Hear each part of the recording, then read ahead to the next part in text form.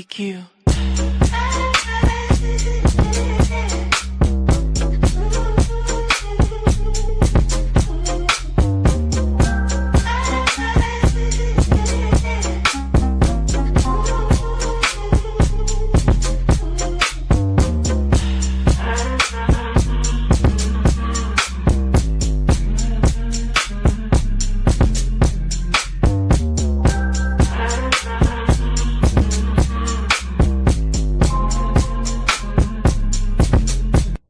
PQ.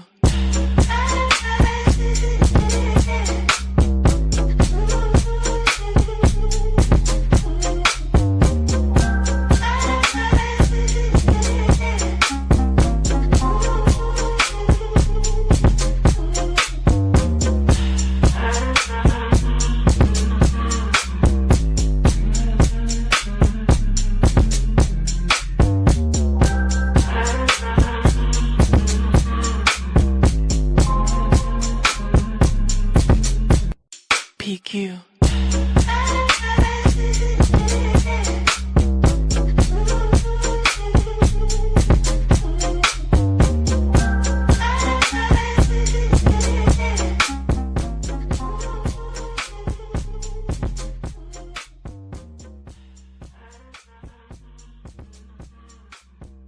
I think the nigger has rights in this country. He should have equal rights, but separate rights. It's worked for 100 years in the South, and I think it will work now. But if you was the nicest fella in the world and Lyndon Johnson said I had to associate with you every day, I'd tell Lyndon Johnson to go straight to hell because I would not associate with you. I read in my history books that the nigger man, the nigger race, was an inferior race. And that was a history that was taught me when I was in school. No. That hadn't been too long ago. They always have been, they always will be. Well, where do you think the money is coming from behind the civil rights movement? From the Communist Party, from the Zionist Christ-killing Jews. And I say Christ-killing Jews because they have not been a flood since they crucified Christ, and their relatives can be traced back to the ones that's running the streets today. Why did you join the Klan? Well, I've got a wife, 5 kids. I think that's enough reason. It's not about raw numbers, it's about the per capita.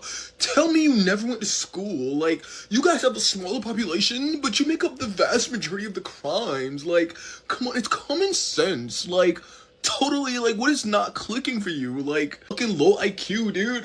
Can you believe that? This dude said we commit the most crimes. It's not like, you guys commit, like, what, 25% of the total crimes while we commit 70, but your population is much smaller. You shouldn't be committing 25% of the crimes. Like, I know I commit 70%, but, like, come on, dude. The raw numbers don't mean nothing.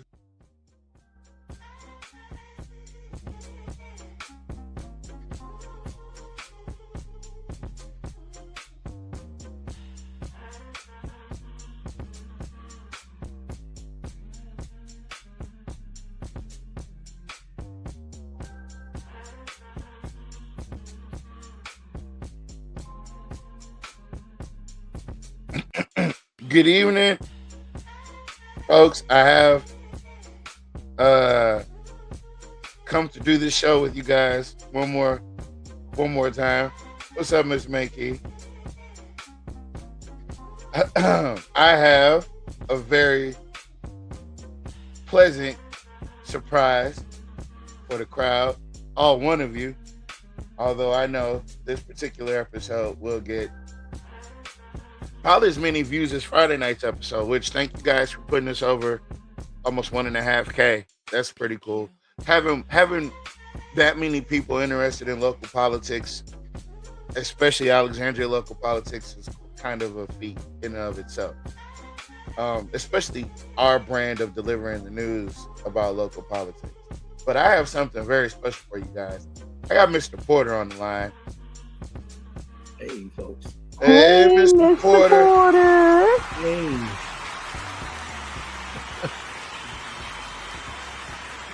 The name of this show is called Please Rotate Your Device. Please rotate your device to view this in full screen. If you have time and have the effort, please listen to this in headphones because we work really hard on the sound quality. And there's always things going on. and I want you guys to understand and hear everything we're saying. Today is City Council Day. Of course, you guys know that. Yeah,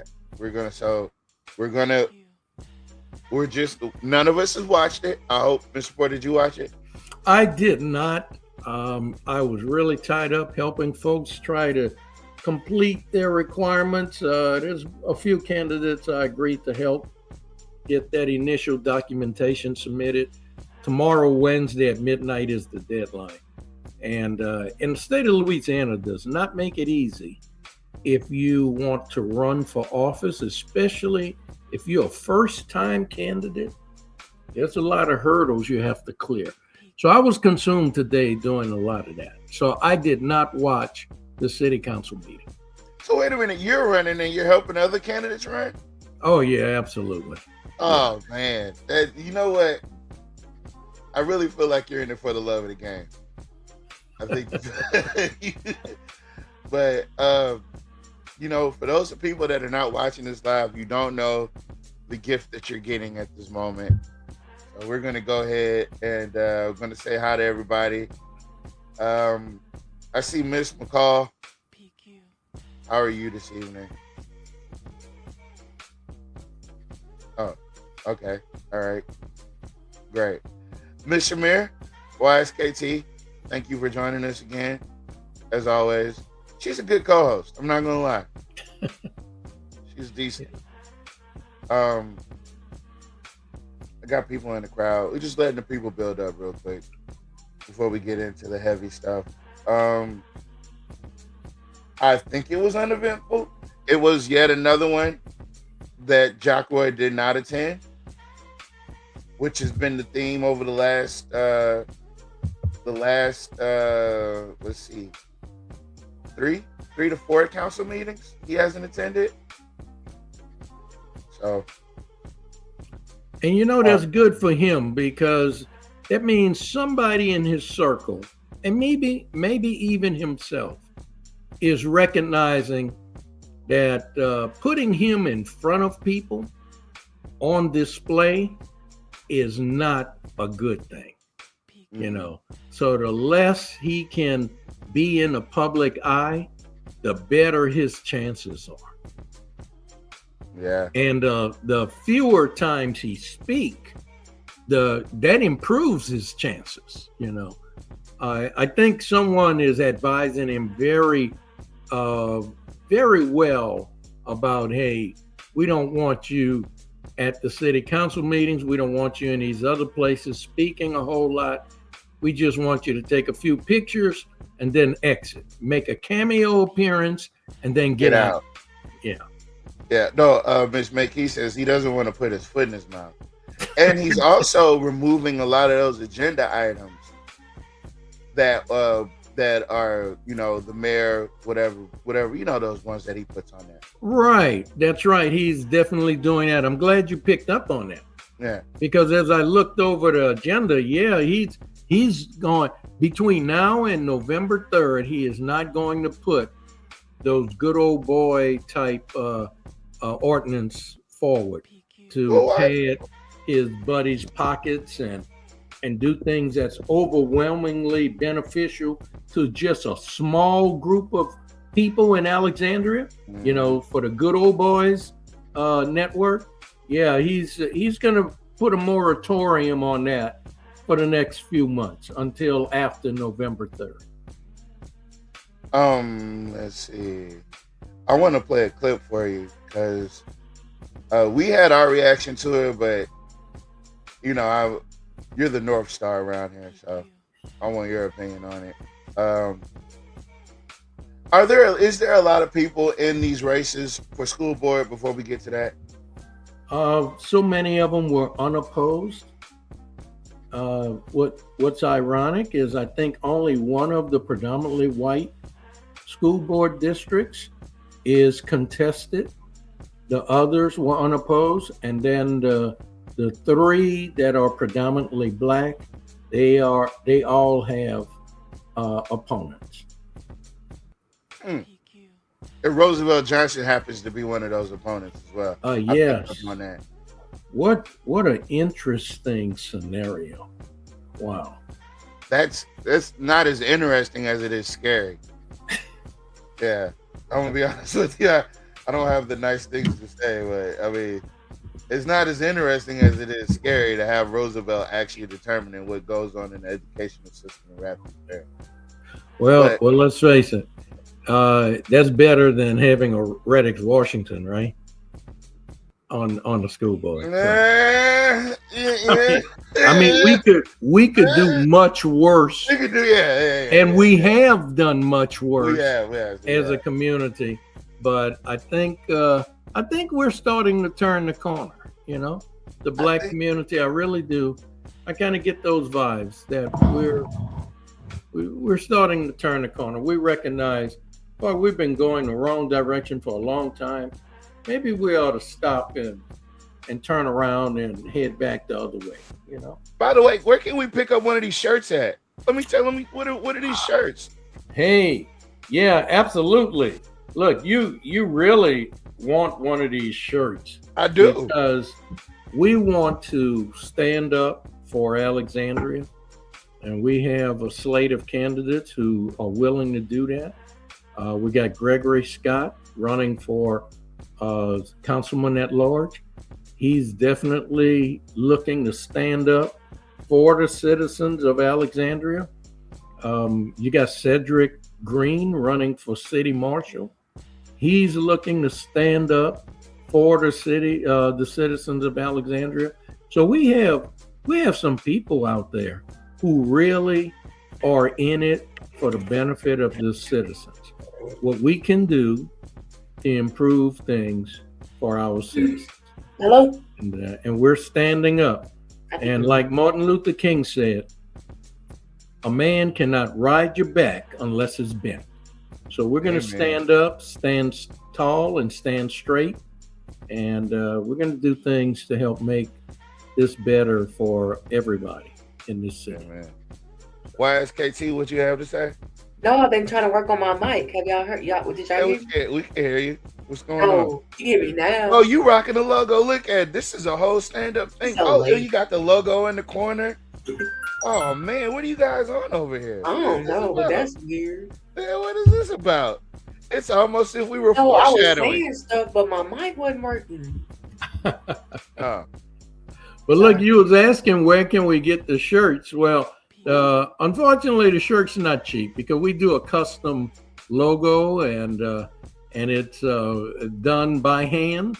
But if you're interested, just check with Tavares and we can work it out. All right. Well, thank you for making me. But I just want to let you know in advance, it's not a $15, $20 shirt. Okay. So if you're really on board, you're really committed, check with Tavares and we'll work something out for you. All right. Well, thank you for making me the point man on that. As if I wasn't getting enough inboxes. All right. Miss Erica said it's good to have you back in the fight. Thank you, Miss Erica. All right. Who called me hoghead? Must have been Shamir. No, I ain't call you no hoghead. That sound like some shit. That sound like some Miss what's her name? Miss Miss Harold. That sound like something she was saying. Hold on. Okay. Wait. Let's get this out the way. Hold on. Let's give this. Okay. I appreciate the opportunity. First of all, just want to give a big shout out to everybody and let them know how important this election is going to be. And look, the main reason to run is very simple. We have to keep this momentum going. The city had to take some decisive action almost 4 years ago, and we were heading in the wrong direction. And I would just say we are marching down the field. We are over the 50. We're not in the red zone yet, but we are driving. And now's not the time to throw an interception. Where we are today is we have gotten our utilities back straight and running right. And we are making all the right moves to get this city's public safety under control. Our cops are paid at the highest level. They're the highest benefited. They're the most resourced, and they'll let you know that. And so we just need to keep this momentum moving. And the last thing we need to do is change that momentum. We've got developments right across from here that we just announced. We have developments that are going to come out next week that are pretty big. These are job-creating developments, non-controversial job-creating developments. This is work the city's doing with our partners, and we just can't wait to keep doing more. And we're just excited about this opportunity. It's about momentum, and it's not about figuring out how to let someone learn on the job just because they say they want to change, versus knowing what to do, being proven, being ready, and being about togetherness and uniting this city. So that's why I'm running. Yeah, that togetherness. Yeah, we're headed in the right direction, all right. The black neighborhoods, districts 1, 2, and 3, the ones that Felter gerrymandered, oh yeah, we're headed in the right direction. We got poor streets. We don't have lighting. We definitely don't have security cameras. They're talking about how they reduce crime, but we didn't see that in our area. We still got gunshots 2 a.m. in the morning. We got brown water flowing out of our faucets. We got potholes. We got ditches that's clogged up. So in a major rainstorm, we got water coming into our garages and almost into our homes. Yeah, we certainly moving in the right directions for districts 4 and 5, but 1, 2, and 3, the majority of the city, no, we're not. We're spiraling downward, and his priorities are all wrong. His priorities are not benefiting us, you know. So look what he's saying. What he's claiming, public safety is improved because he did a executive order to pay the policeman more than what the union contract has that was negotiated. And so now that he's paying them more, they're doing a better job. So that means when they were paid based on the union contract, they weren't doing their job. You know, that's what he's implying. Now that he superseded the contract through an executive order, not through a city council approval, and not through a renegotiation of the union contract with the police officers. No, he just did that as an executive order, an independent action. All right, you're paying them more.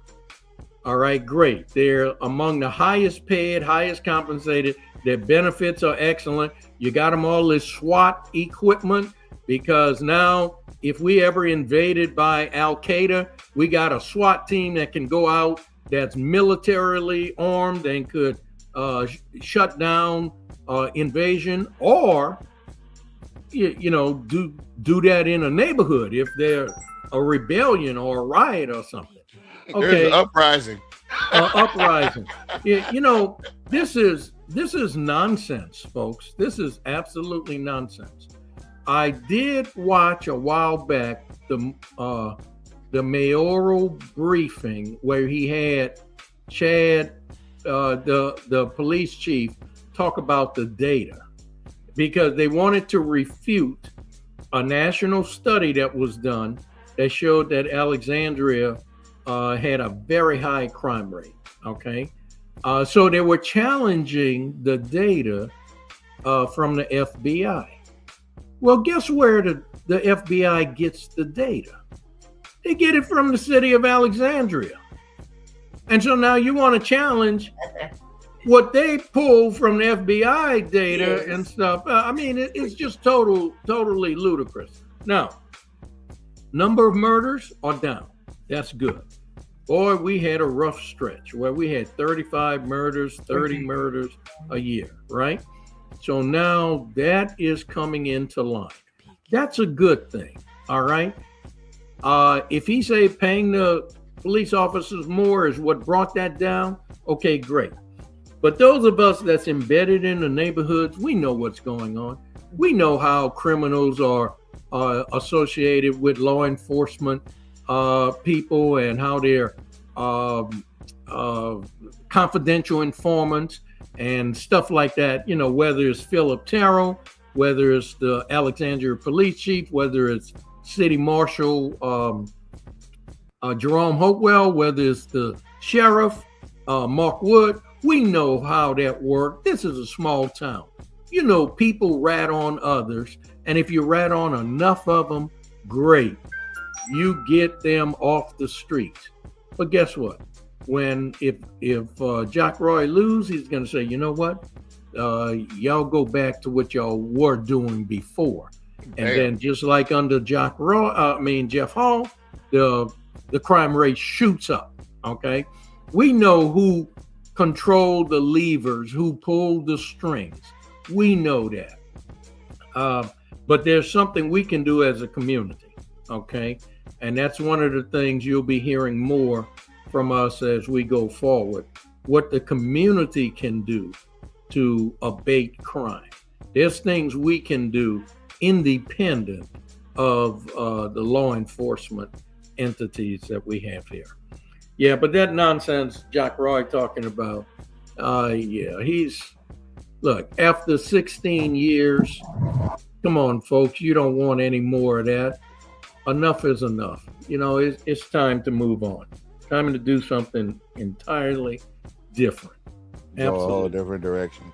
Yeah. He gave up all these football terminologies like he was a head coach or something, and I was confused because I was like, it's too late to throw a fumble now. I was like, you don't throw a fumble. Interception. Yeah. He could fumble the ball, but hey, if you're at the 50-yard line, that means you need somebody who can kick like a 65-yard field goal, right? So a 67-yard field goal. Long hope to score, right? Yeah. So no, you're at the 50. You're gonna have to punt. You're gonna have to turn the ball over and just let the other team, try to get it on defense. Punt the ball to us, and we're gonna run it back on your butt. All right, so that's our Jock contribution for today because I really didn't want to focus too much on Jock. Let me tell you something. Jock is a character. We went over that December 21st, 2022 thing that he did with Reddix, and I mean, it was to watch it in hindsight, pure comedy. If you could pick up on the subtle nuances of the points in the conversation where Jock would look at Reddix like, "Hey, help me, man! Like, I'm drowning over here, man. I brought you on TV to talk. Why aren't you talking? Why aren't you talking? We're on the new news, man. You got to help me." But yeah, that was pure comedy. That being said, let me keep it moving. They said this is 44 minutes long. So, oh Lord, what? I mean, it's including. Did you say 40 minutes long? 44. It's 44. 44. Oh my goodness. Let's see, playback speed. We're gonna up this to about 110, and we're gonna start in the Economic Workforce and Planning Development Committee. Good afternoon. The Economic Workforce and Planning Development Committee's agenda, August the 11th, 2026. Committee composed of Councilman Larvey and Councilman Fowler, and Councilman Green. Alexandria City Council meetings and council committee meetings are broadcast live and may be reviewed live by the public on Optimum Cable Channel 4. A rebroadcast may be viewed on Optimum Cable Channel 4 and the City of Alexandria website, which is www.cityofalexandria.com. One item on the agenda is to consider final adoption of an ordinance amending and reenacting Articles 12, Chapter 7 of the City Code to allow the use of adjudications to enforce building codes, zoning, vegetation, and nuisance ordinances, sewage and drainage regulations, matters involved in licensing and permits, and other violations as determined by the City Council. Good afternoon, Mr. Daniels. It's your turn. Thank you. Good afternoon, Daniel Smith, Planning Director. We're requesting this ordinance to expand the authority of the hearing officers who are conducting administrative adjudications for the city. As you guys recall, last year we came to you with an ordinance to start that program, but because of state law sets a cap for municipalities and parishes under 70,000 people, they only have limited authority to hear certain types of cases. So currently, under current law, both state law and the city's ordinances, the city can only, an administrative hearing officer for the city can only hear cases that deal with extreme blight, so things that are an actual danger to the public health. They can hear fire code violations, environmental violations. What this does is it follows a state law that we requested and then got enacted this year, Act 612 of 2026, which would expand that authority to do other types of cases in a similar fashion as other cities and parishes that have more than 70,000 people. If you look at the statutes, they're 13, 25, 75, 12.12 is the one that was just enacted. That's because 1 through 11 were for other communities such as Jefferson, DeRidder, Monroe. We really piggybacked on what those other communities had asked for and received. And what this will allow us to do is to hear more types of cases, so not just the blighted properties, but any violations potentially of the property maintenance code. It'll allow us to go after zoning violations, which was one of the main drivers of this ordinance. We'd also be allowed to hear vegetation, nuisances, sewage and drainage systems, and we do have one of those in city court right now, for example, and licensing and permits. And then there's this catch-all language for the governing authority if they wanted to add and further expand that authority. I mentioned zoning. We've had certain zoning cases that we prosecuted in city court as misdemeanors. That can be time-consuming. It's not very efficient, and it is, a misdemeanor. It's criminal. When really we're trying to get people to address violations that are more civil in nature.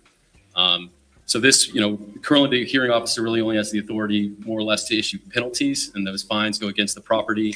And for something like a zoning matter, that's a lot more appropriate forum and approach to try to enforce those ordinances. So this language basically mirrors exactly what's in state law now. It just went into effect August 1st, and we ask for your consideration. What's the maximum we can find? $500 per violation, and that can be actually per day, although we would have to have a really strong case to do daily fines. And that's essentially what's concurrent with misdemeanor jurisdiction, $500. And that's set by state law as well. Can you give examples on how this court would work? Okay, well, we've already had a few hearings. So basically, we send notice. The ordinance that you guys have already passed requires 30 days of notice. Okay, stop right there. But what type of violations are we currently hearing? Blighted commercial properties. Okay. We've had about 5 properties, and a couple of them we're working with. A few of them were no-shows, and we've had them fined $500, and that's been filed as an administrative judgment on the property. Okay. So, the really bad, really extreme blight is where we started. There's some down on 3700 block of Willow Glen River Road, 3200 3rd Street was one of them. Kind of the worst of the worst is where we started. Okay. So District 3. You're talking about District 3 that includes downtown? Yeah. Yeah. Listen. I think what we just learned, what I can glean from this, is that the city is looking to clean up District 3. Right. But here's the thing, right? You're saying that's some of the worst blighted places commercially in the city? He alive. Where he been? I don't. Okay. All right. Yeah. Okay. I mean, look, I'm just going. Look, all I want to do is get clarification.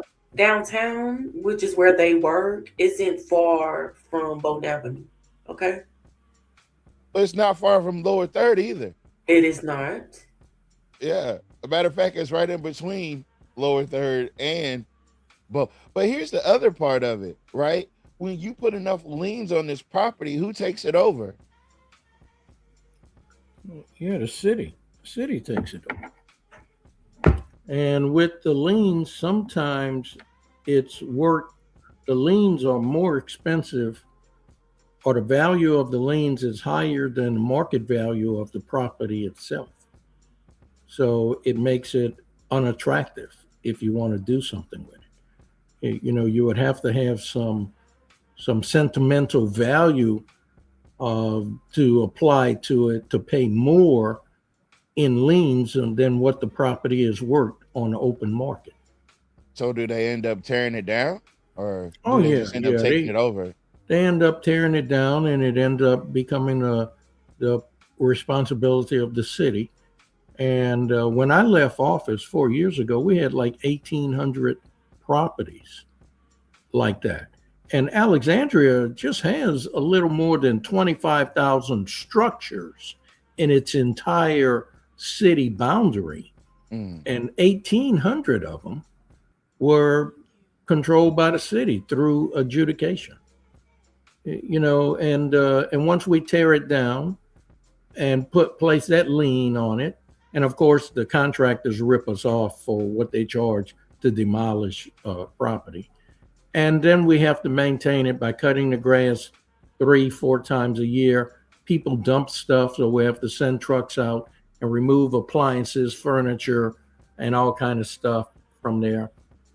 By the time you add all that up, you far exceeded the market value of that property.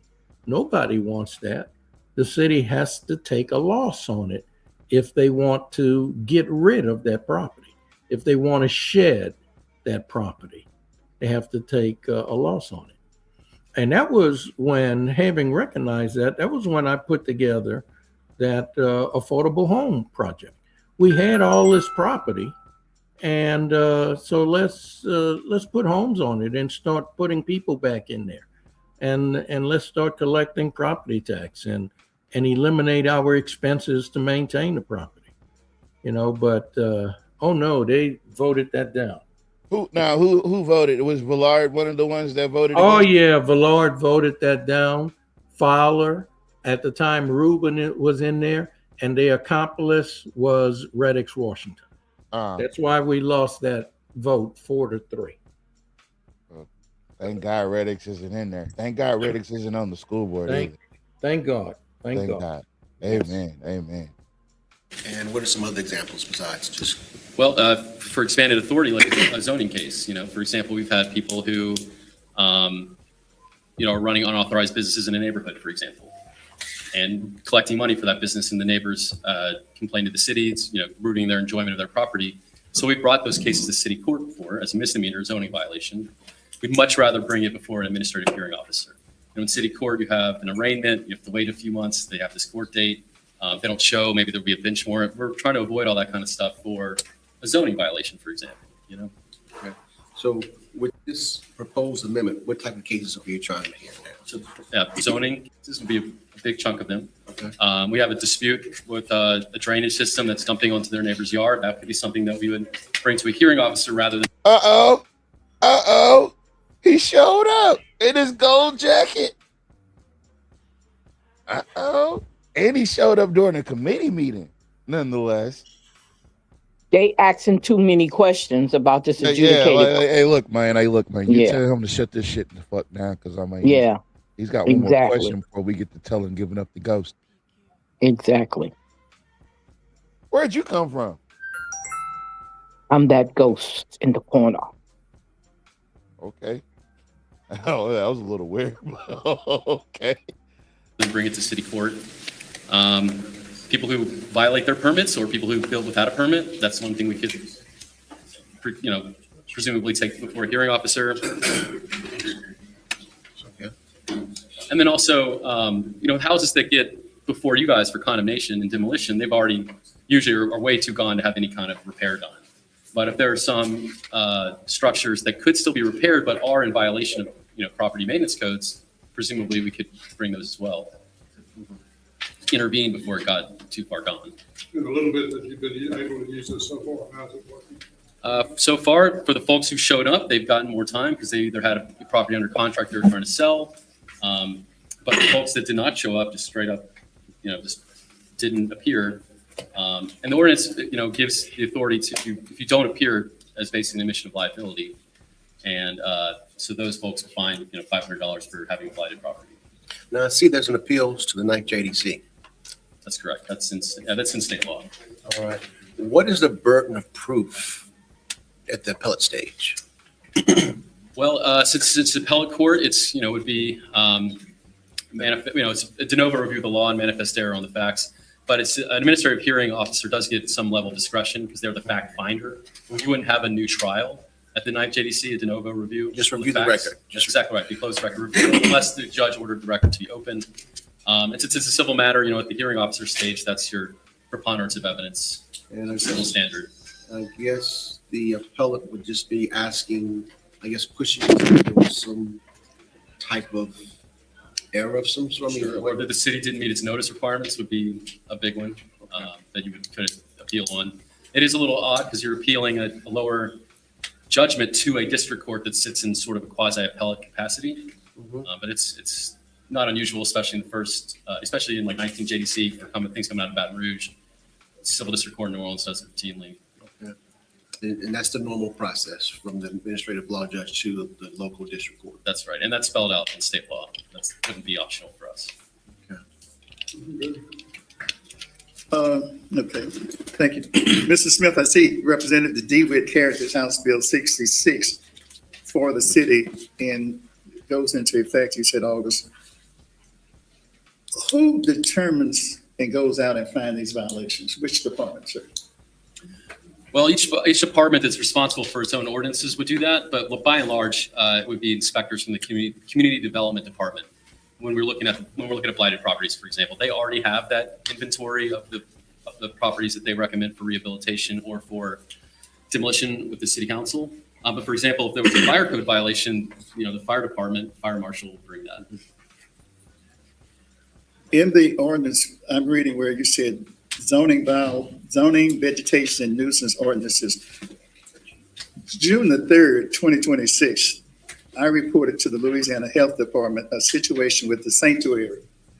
The grass was high. So we have something in writing, but I'm trying to say we're going to enact something else, but we're not enforcing what we have currently on the books. Well, this ordinance, the ordinance y'all passed last year, it just adds another tool to the toolbox. So they have these reservation clauses, or preservation clauses, where it says that by allowing the city to take this approach does not foreclose the city from taking any other approach. So grass cutting and those kind of nuisances are handled by Public Works and the city attorney's office. But this wouldn't take away or shift anything necessarily. It would be adding another tool for the city to use. Would this amendment cost the city more money to enact? It would not. It does take staff time to bring these cases. So some things would be shifted from city court theoretically. We're paying staff over there too, of course. So it does not have a big fiscal hit. In theory, it could generate some small revenue. People are paying these fines. That's not the purpose of it. I don't want to cast it that way at all. But yeah, we would. We were looking at right now about how best to use resources, and particularly the planning division, to try to get this to be sustainable. We do pay the hearing officers for their time. That's set in the ordinance that was already passed. Okay. But right now it's been pretty limited. Right. Will we be required to hire more personnel to do this? We envision possibly creating a position. Don't know if that'll be budget neutral, where we would just shift a position to make a new position, shift something that's already on the budget to a new role to handle the notices, to handle to be the docket clerk for better, or for lack of a better term. So possibly a division, possibly a position. And then we're considering, trying to figure out who can bring these cases more sustainably, possibly one of our, part-time city court prosecutors that we already have on staff. And do you have any idea what the fees would be at the 9th JDC for appealing something like this? I believe it's I think it's the regular court cost filing fee. Does it need to be the regular court cost filing fee? I don't know the answer to that question. Set by the clerk of court. But I mean, sure we can. That. Well, I guess my question is, I just would like to know, do we really need, people need to be charging a full $400, a full $400 or something like this? It's for a $500 fine. Yeah. I understand where you're coming from. I don't believe the city has the authority to change that without changing state law. Okay. Just wondering. You produce more tools in the toolbox and let you do it quicker. I'm all for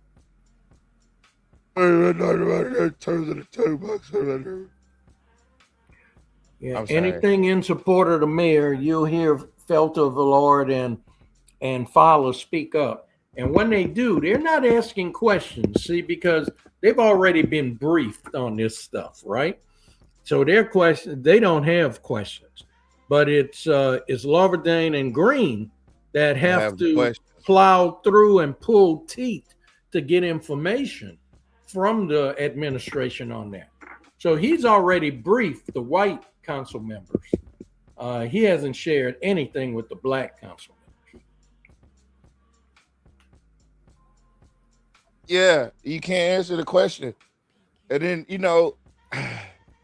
to your point, I think that's the part that aggravates me the most about these city council meetings is the fact that when you get Felter or you get Villard or Fowler, it's like they're in comparison to what's being stated or questions being asked.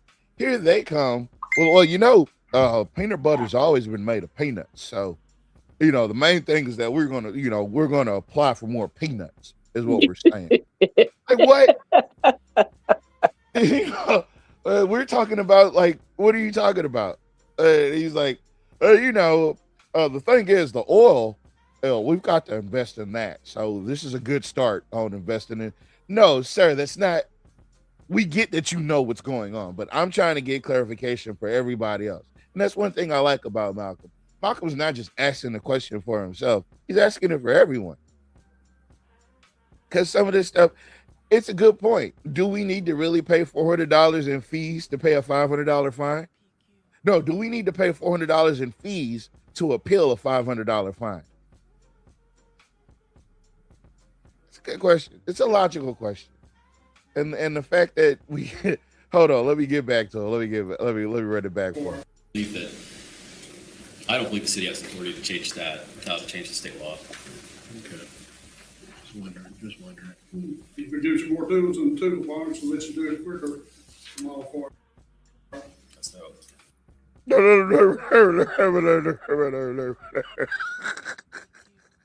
If people notice, Fowler only opened his mouth, literally, to defend, only, his people. It's never, ever going to be one of us. You got to be Roy or, in the circle, in the family, of Roy. Yeah, you got to be the Fowler. It's got to be Villard. It's got to be Felter. Or yes, exactly. There's That's nobody. exactly what I'm saying.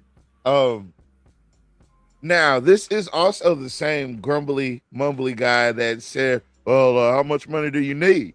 When we started talking about Cheatham Park. How much money you think it's going to take? I thought that was Villard. I thought that was Villard. Yeah, Villard comment was, we just don't have the money. Oh, okay. That was everybody wants comment. Something. We just don't have the money. That's what Villard said. I mixed them up. That's easy to do. That is easy to do. Even though one fat and one stutter. Come on, man. That's not what we're doing here. Shamir, listen. He just like Santa Claus. All right, check your inbox, Shamir. Check your inbox.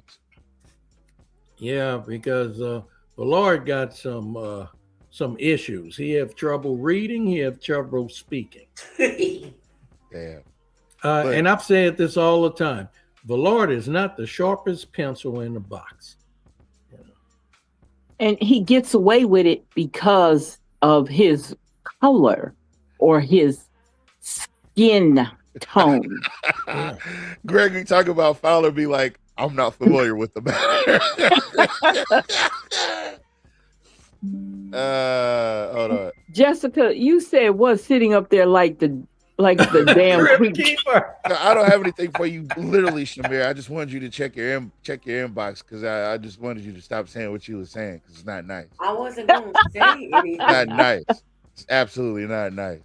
And we do not say unnice things on this show. Right? Yes, we try to. That's right. Take the high road. That's the role. That's the thing we pretend to do over here the most. That's right. When they go low, we go lower.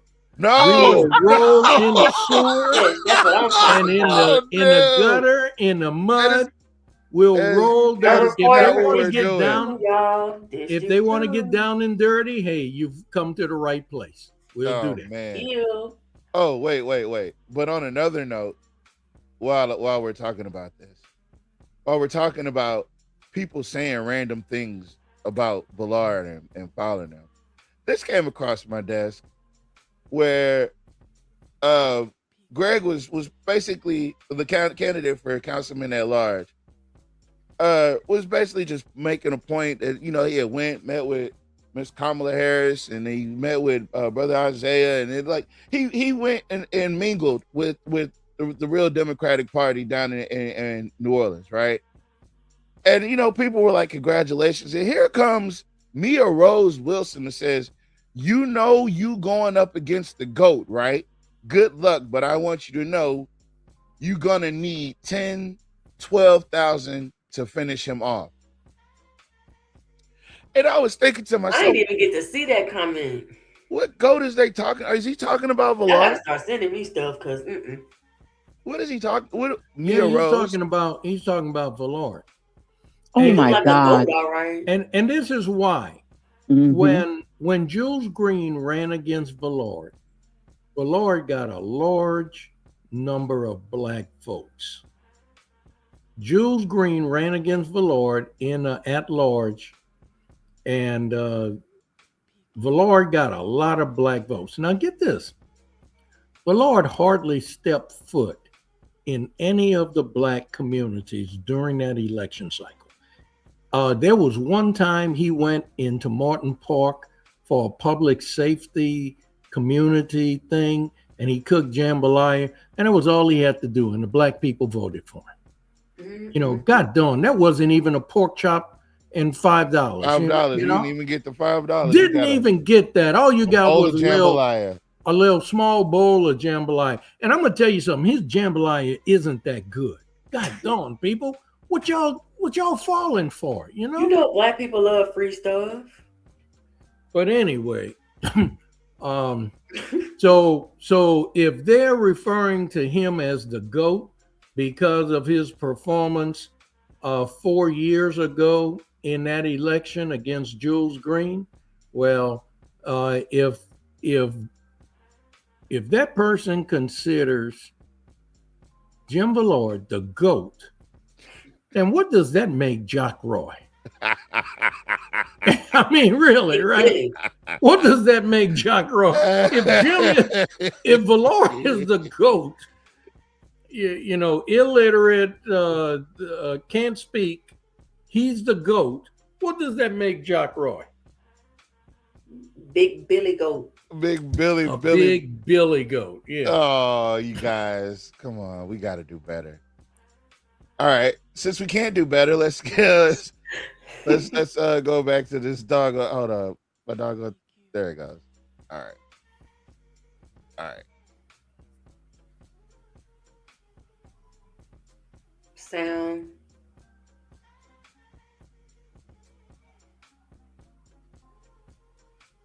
Sound.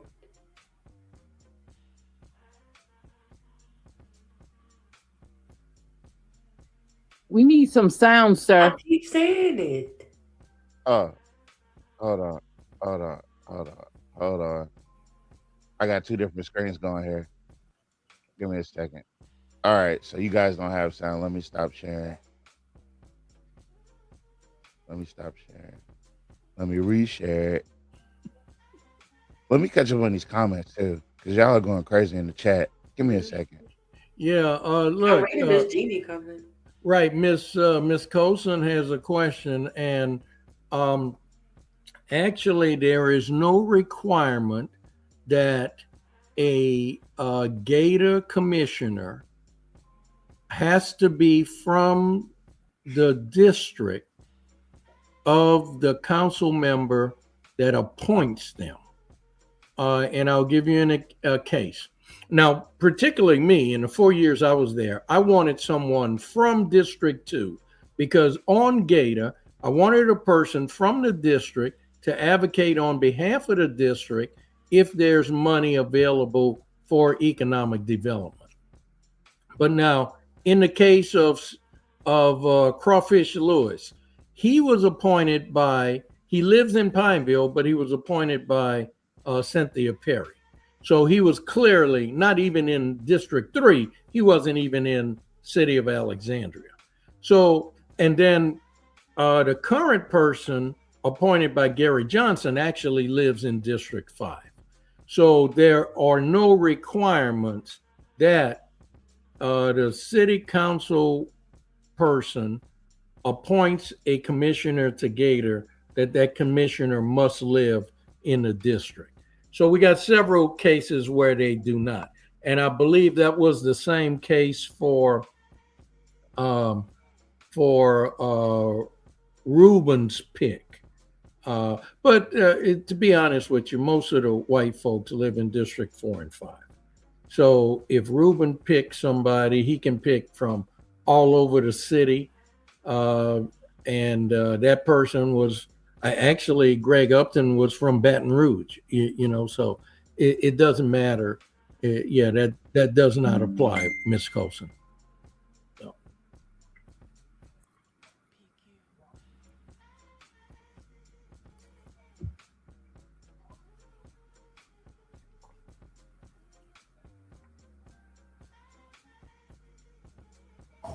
Can you hear me now? Yeah, we could hear you. Okay. Yes. And yes, Miss GD, she did appoint someone from Pineville. I posted it on YSKT as well. Damn, you. She works at CLTCC. She's like a director there. That was the last city council meeting, right? I think so. Okay. All right. So I reshared it. Let me see here. Anything else, Corey? Y'all got audio now? Yes. Okay. You got a motion to recommend? You gonna make it? Repeat, sir. Are you gonna make it or? You can. I'm absolutely. I'll make a motion. Second. We'll move forward with this item number 14 during the regular regular council. This committee is adjourned. Thank you. You gotta love Jules. Jules, listen. I'm not gonna listen. You can make the motion. I mean, clearly he was not in favor of this. Yeah, I'm not impressed. I think that's the thing. So, what is the issue with the citizens and even the council people that are for the good, right? What is the issue with them expecting to be impressed by some of this ordinances and some of the stuff that, like, if you're gonna say that you're touting all this stuff, if we go back and look at, like for instance, perfect example, right? Let's go back and check this out. I'm gonna just replay it just for the sake of using it as an example, right? You just need to keep this momentum. I appreciate the opportunity. First of all, just want to give a big shout out to everybody and let them know how important this election is going to be. And look, the main reason to run is very simple. We have to keep this momentum going. The city had to take some decisive action almost 4 years ago, and we were heading in the wrong direction. And I would just say we are marching down the field. We are over the 50. We're not in the red zone yet, but we are driving. And now's not the time to throw an interception. Where we are today is we have gotten our utilities back straight and running right. And we are making all the right moves to get this city's public safety under control.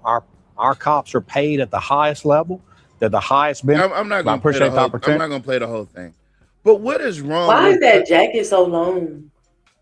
It's a smoking jacket. Stop. The thing is, why is it an issue that we should be able to be expected to be impressed by some of the ideas that come out, by most of the ideas that come from the administration? Like my mom always says, I'm not impressed. And it carries a lot of weight because leaving an impression is important, right? But when you say all these things, like what he's touting, what he's trying to convince people of, when you say that, like when we went over the Reignite FAQ, right? I was completely not impressed. I mean, And the way that they're touting Reignite, it should be this explosive idea that everybody should jump on board. But I'm just not impressed. I'm not impressed with the statistics. I'm not impressed with the lack of information. Why, like, what is wrong with us expecting to be wowed by these people that say they have all these wiles and wisdoms and this like, yeah, that's how I feel. That's how I feel. I'm not. And why is that patch so far up? Like, they didn't put it on before, Opposition to Greg, I think it was just to highlight that it's going to be a tough race. Willard gets money and will spend them to gain attention. He's invisible until election season. Mm-hmm. Yeah. We call him Roy the Destroyer.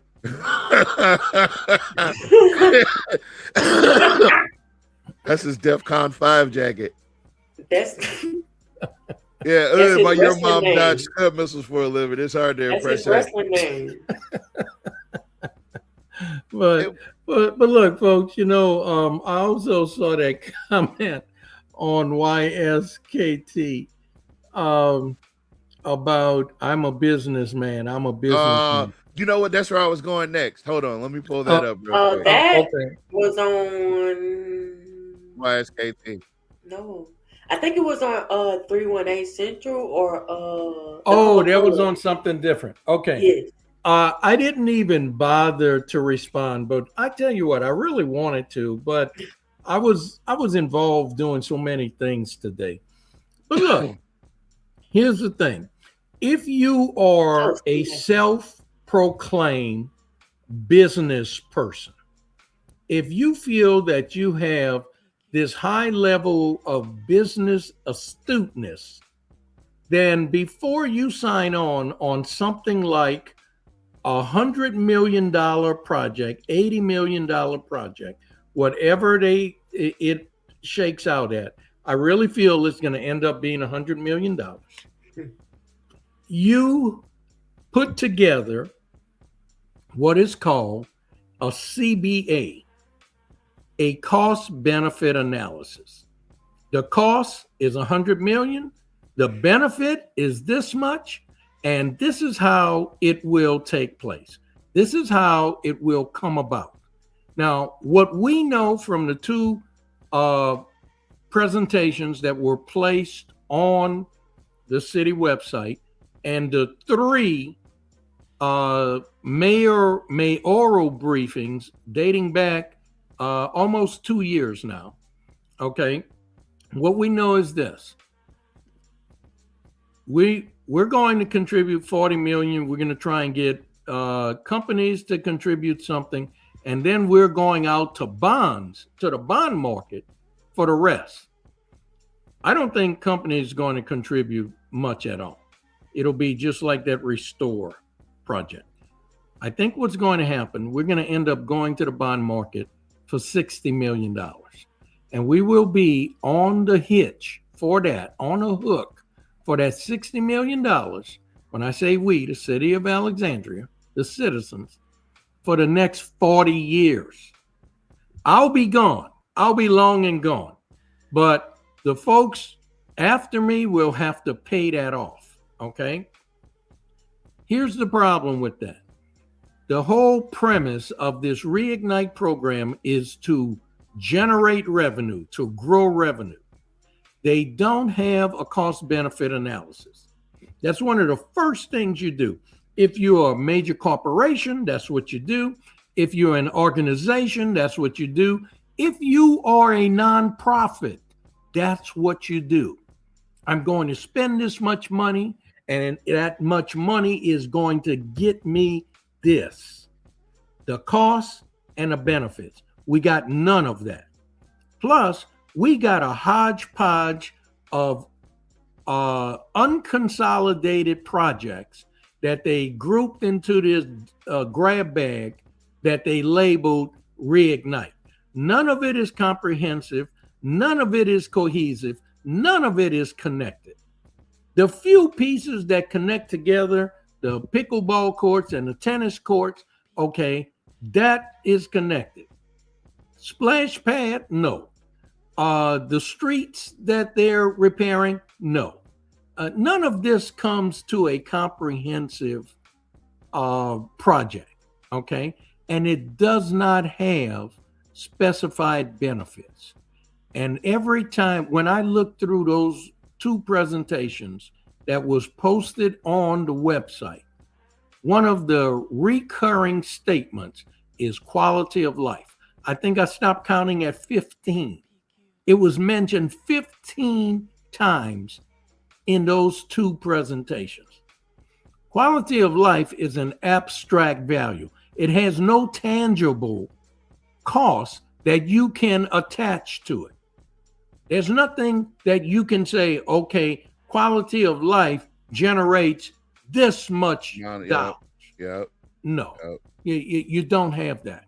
So what's happening? We're spending a whole lot of money for things that essentially boil down to another beautification type project, another dog park, another lights under the bridge and vegetation under a overpass. That's what we're getting. And it is not going to generate revenue. If it was going to generate revenue, there would be revenue projections from year one throughout the extent of the project. If it's 20 years, 30 years, 40 years. At least the first 5 years. You would know where that money's coming from. Is it going to come from tournaments at the pickleball court? Will it come from tennis tournaments at the newly renovated tennis courts for $2.2 million? Will it come from somewhere else? We have none of that. This is all pie in the sky. This is essentially Jock Roy's version of Donald Trump's concept of a plan. You have no particulars here. You definitely don't have a cost-benefit analysis. So, I mean, this is just pie in the sky, crazy stuff. And we're going to pay for it. We are paying for it now. It's unfortunate. Yeah. Hold on. Why companies not saying anything about working with the city? That's true. Mr. Porter, so there was something that we went through on the last show, right? They talked about 30 million that came from private, state, and federal funds, right?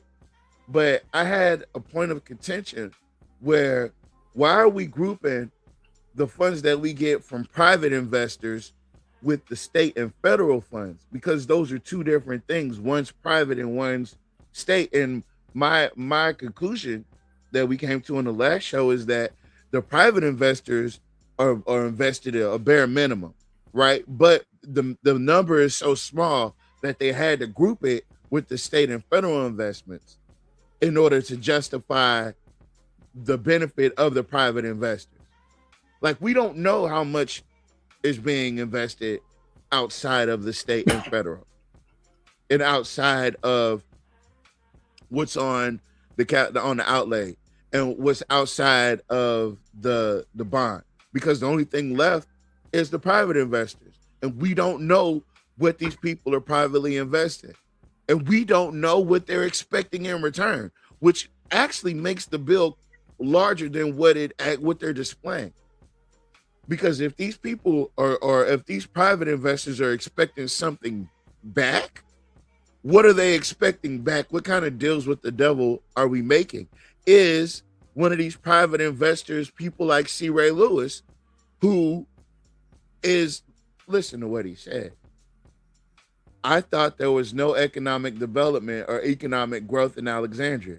And then YSKT says, y'all are truly sold to the highest bidder, which is literally what he is. I would never in my life ride for a person like Jock Roy the way you black men ride for him.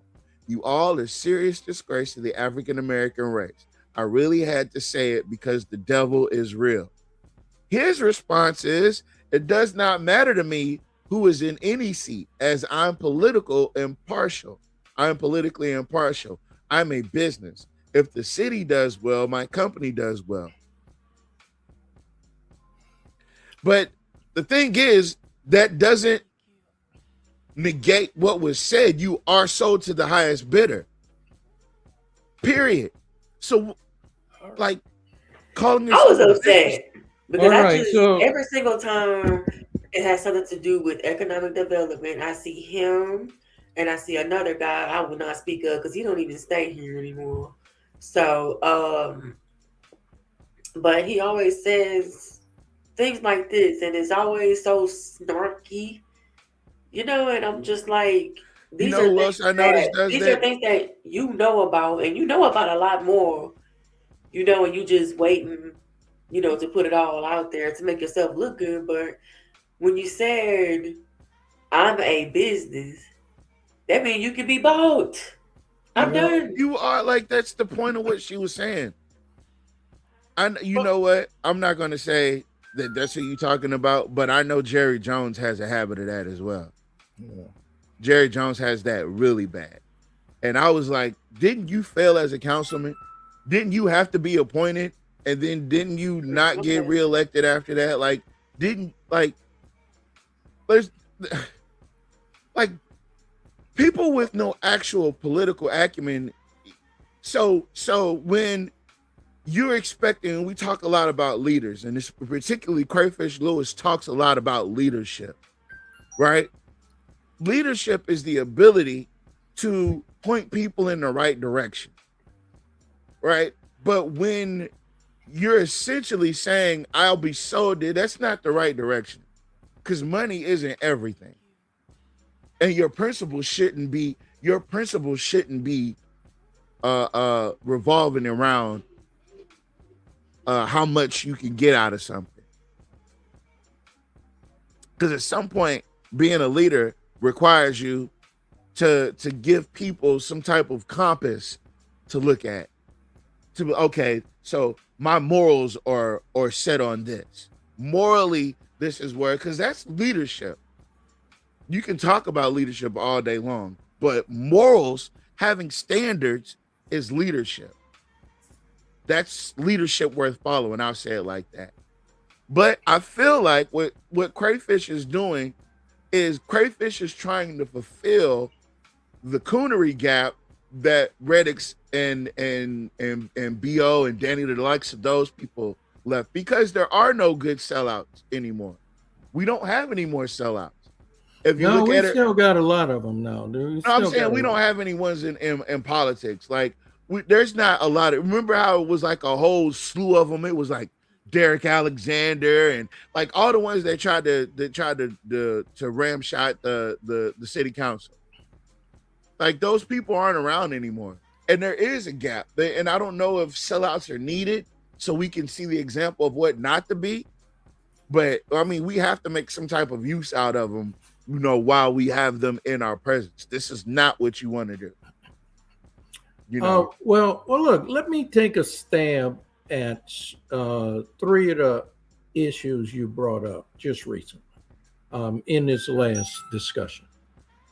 So, as far as the funding, when the city receives grants from the state, federal government, and even from private philanthropic organizations, which we don't get a lot of that, there usually is an amount that the city must put up to match it. Now, if the city doesn't have that money to match it, one way to get it is to go to private entities and see if they will contribute that money for the match. Depending on what the grant is, the match may be 20%, it may be 25%, or for philanthropic organizations, they set their own match. They want to see that the city has some skin in the game. The city has some investment in it. They're not going to just give you the money 100%, let you do that with it. They want to make sure you have some equity into this project. Okay. So that's why a lot of times you'll see the grouping of federal grant money, state grant money, and private grant money. Now, if the city was able to put the money up themselves, then they wouldn't need the private group, right? The matching funds. So that addresses, that's my take on the first issue you mentioned. Now, on the other part, anytime an individual have to tell you who they are, I am a businessman, I am a leader, I am this, reserve that for yourself. You know, if I have to proclaim that I'm a lover, but I have no rap whatsoever, you know, that's all in my mind. I'm not a lover, you know? So the thing is, if somebody is a business, Wait, hold on, Mr. Porter. Wait, go back, Mr. No, Porter. you didn't just lay down some smooth ass line and just gloss over it. If I tell you I get the ladies, and you don't see me with no ladies, what they tell you? Never saw you with a Never saw you with a lady. Never I saw ain't you never with even heard of a lady liking you. I see you with your boys all the I see time, what hanging out in the club. I never see you with no lady. I'm sorry. Go ahead, Mr. Porter. But yeah, so we got way off on track. Okay. But the thing is, if I have to tell you I'm this and I'm that, and you can't look at me and judge that for yourself or draw that conclusion for yourself, something's wrong.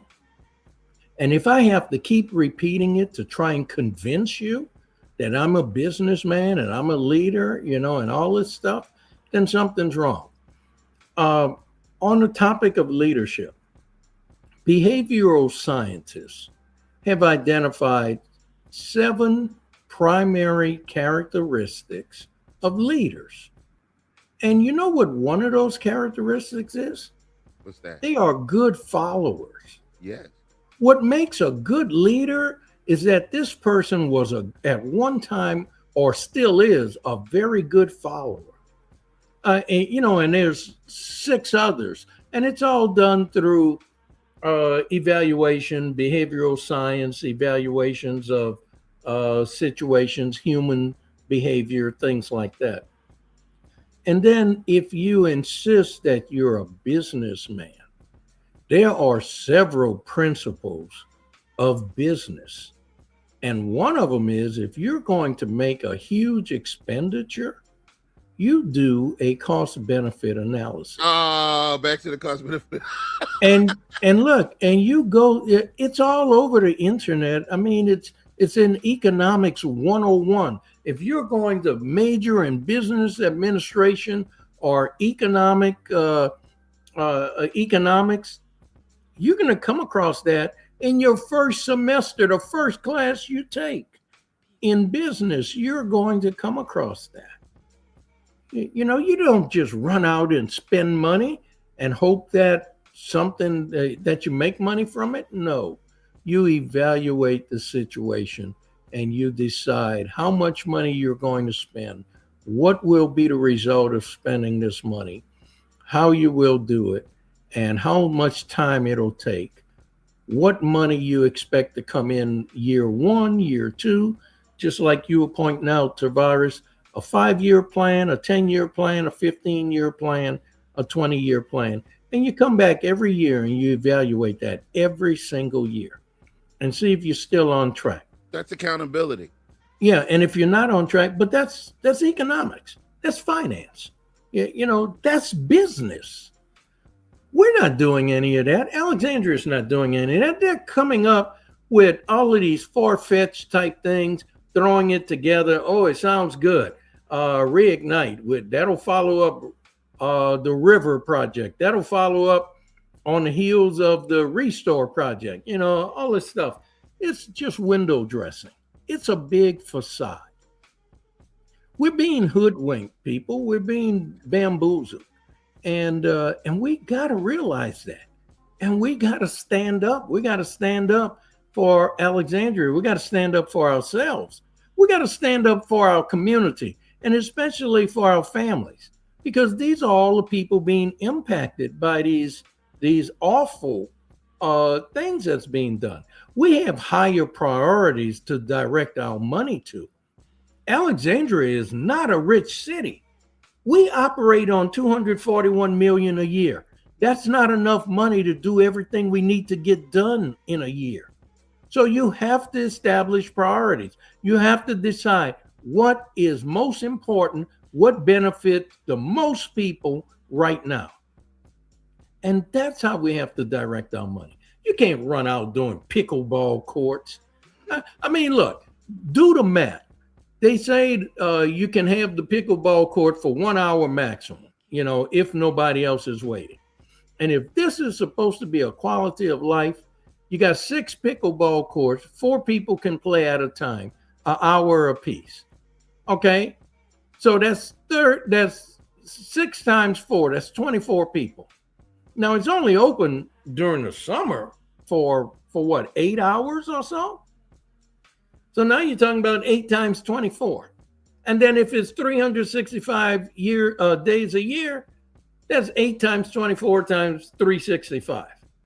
Well, guess what? That's a small fraction of our city population. Right. So how is that going to impact a whole lot of people? But guess what? We done spent a tremendous amount of money on that. Now, if we took that same money and put it towards improving the street lights, the ones where the street lights are out, and you know what Jim Ballard and Chuck Fowler said? No, we're not going to do that. All they're going to do is shoot the lights out. Okay, so we're not going to replace those lights because all they're going to do is shoot the lights out so it'll be dark and they can commit crimes. That's the mentality you're dealing with. You got to get Jim Ballard out of there. If that's how he feels, we're not going to put any money into your neighborhoods because all you're going to do is destroy it. Well, folks, y'all got the wrong person in the at-large position. You got to get him out of there. And the same thing with Jack Roy, because he goes along with all of that stuff. Now, we can't do anything about Chuck Fowler. Okay, that area, nobody runs against him. And unfortunately, nobody ran against Elizabeth Felter. So we're stuck with those two, right? But for the others, we can do something about. We can do something about Jim Ballard. We can do something about Jack Roy. And we need to. Now, once we get all of our basic necessities addressed, now we can start going and saying, hey, you know what? It'll be real nice to have a walking path along City Park. It'll be real nice to have, well, I don't know nothing about pickleball, okay, but pickleball courts or tennis courts, and what I saw a comment was, well, hey, what about a skating park where people can just come, kids can strap on their skates, and they got a surface where they could skate, a smooth surface for that. Well, these are some really good ideas. But for me, where does that fall in the priority list when folks got brown water running into their house, even though we got another A rating? But we talked about that on this show, how that rating is calculated. Yeah, so you could have brown water and still get an A rating. What's the purpose of the test? That's right. So, but the thing is, a priority that addresses the critical needs, the critical issues of our communities, and unfortunately, of the majority of our community. Those are the people who have been abandoned, they've been neglected, they've been forsaken. That has to change. And how can you stand up there in a lemon orange coat and say, this is all about togetherness? No, this is not togetherness. You don't care that my ditches are open and clogged, and when there's a rainstorm, the water comes into my garage. No, where's the togetherness there? You could care less about that. Now, Mr. Porter, I don't know if you see in this comment, this came to me earlier as well from another source, but they said your opponent, Mr. Johnson, was at a Martin Park meeting and they were asking him about some funds that was left for drainage, and they asked him where it was, and he said it went to another district. Yeah. So what happened was when I left office 4 years ago, and I have to give a lot of credit to the late Joe Fuller. Joe, you know, all of us need mentors, right? Joe was one of my mentors. He was, and he provided me a lot of good counsel. And it was Joe that helped me get those projects into the budget. And it was a fight. We had to fight Jeff Hall and his entire administration every step of the way. We had to fight them. We would get things in the budget because we had 4 votes on the city council. But once you get it in the budget, you cannot make the mayor spend that money. He cannot spend that money for anything else, but we can't force him to spend the money. So we had, with Joe's assistant, I had a project in for Morton Park. It was $1.8 million. I had project in for Shenandoah. I had 2 projects in for Deerfield, the Deerfield Horseshoe Quails area. And I had projects in to close ditches along Culpeper Drive. After I lost that election, all of those capital projects that we fought so hard to get into the budget, they were removed. I mean, Jack Roy came in December. By January, those projects was gone. Now, unfortunately, Gary Johnson, who touted that he has a lot of experience as a budget analyst with the military, he had no idea that money had been removed from the budget. And here we are 4 years later, nothing has been put back in the budget for District 2, nothing. So the point here, the message of that story is this: you need people who are competent. Okay, I'm not saying you need rocket scientists as council member, although I am a rocket scientist. I'm a nuclear engineer, but that's not necessary, right? You don't need that. You just need somebody who will stay awake, look at things, read things, research things, ask questions if you don't know, and stay alert at the wheel. Don't fall asleep at the wheel. That's what you need. And you need somebody who's going to stand up for your community and advocate on behalf of your community. And if you don't have a person in the representing you that's doing that, then your district will never get anything. And as I mentioned before, we're a poor city. We only have $241 million to work with. That's not enough to go around to do everything that needs to get done. So you need folks in there advocating for you on your behalf so that you get some of that and some improvement in your district. When you just advocate that totally and just totally give up, then that money does get taken away from you, like it was for District 2, and applied to somebody else, applied to District 5 and District 4, and you get zero. We saw that with Roosevelt Johnson when he was in office. He allowed all the money to go somewhere else. That's like letting people take your lunch every day you go to school and you go home hungry. And your parents ask you, well, didn't you eat lunch? No, I didn't eat lunch, but I'm hungry now. Okay, you can't just let people take your lunch every time. And that's what's been happening the last 4 years. They've been stealing our lunch, and we got nothing. So we've been having people give away our lunch now. Yeah. They're like, hey, That was a you great hungry? analysis. You hungry? Hey, come have my lunch. Yeah, you can have mine. No, nobody. No, yeah, I'm good. I'm good. I'll eat later. Yeah. I'll eat when I get home. I'll eat when I get home. Yeah. But yeah, But in our Jeannie case- Moran, we can't call them bullies because we're literally willingly giving it up. That's right. Exactly. Yeah. That is true. Yeah. You know what, Ms. Velma? So I finally figured out what you was talking about, Ms. Velma. So the meeting that you're referring to, or you making reference to, that was the budget meeting.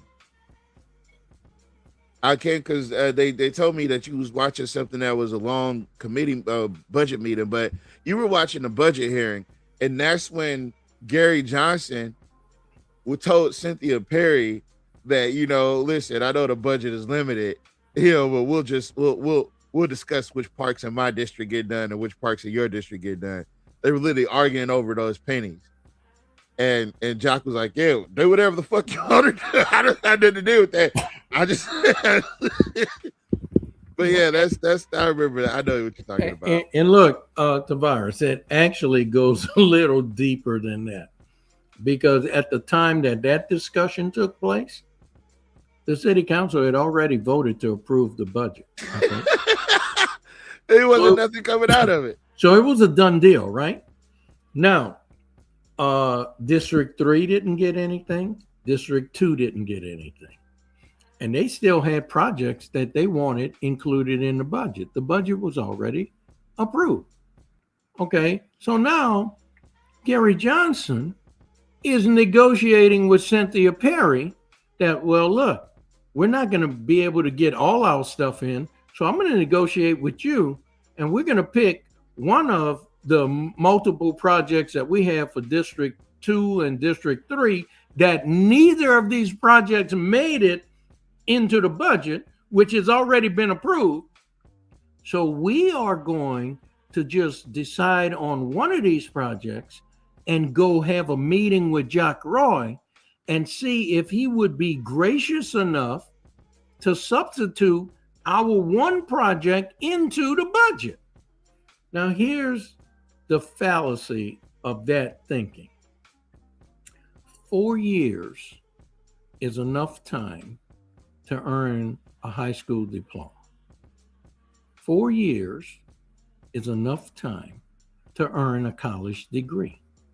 4 years on anybody's job, you should be able to do that job.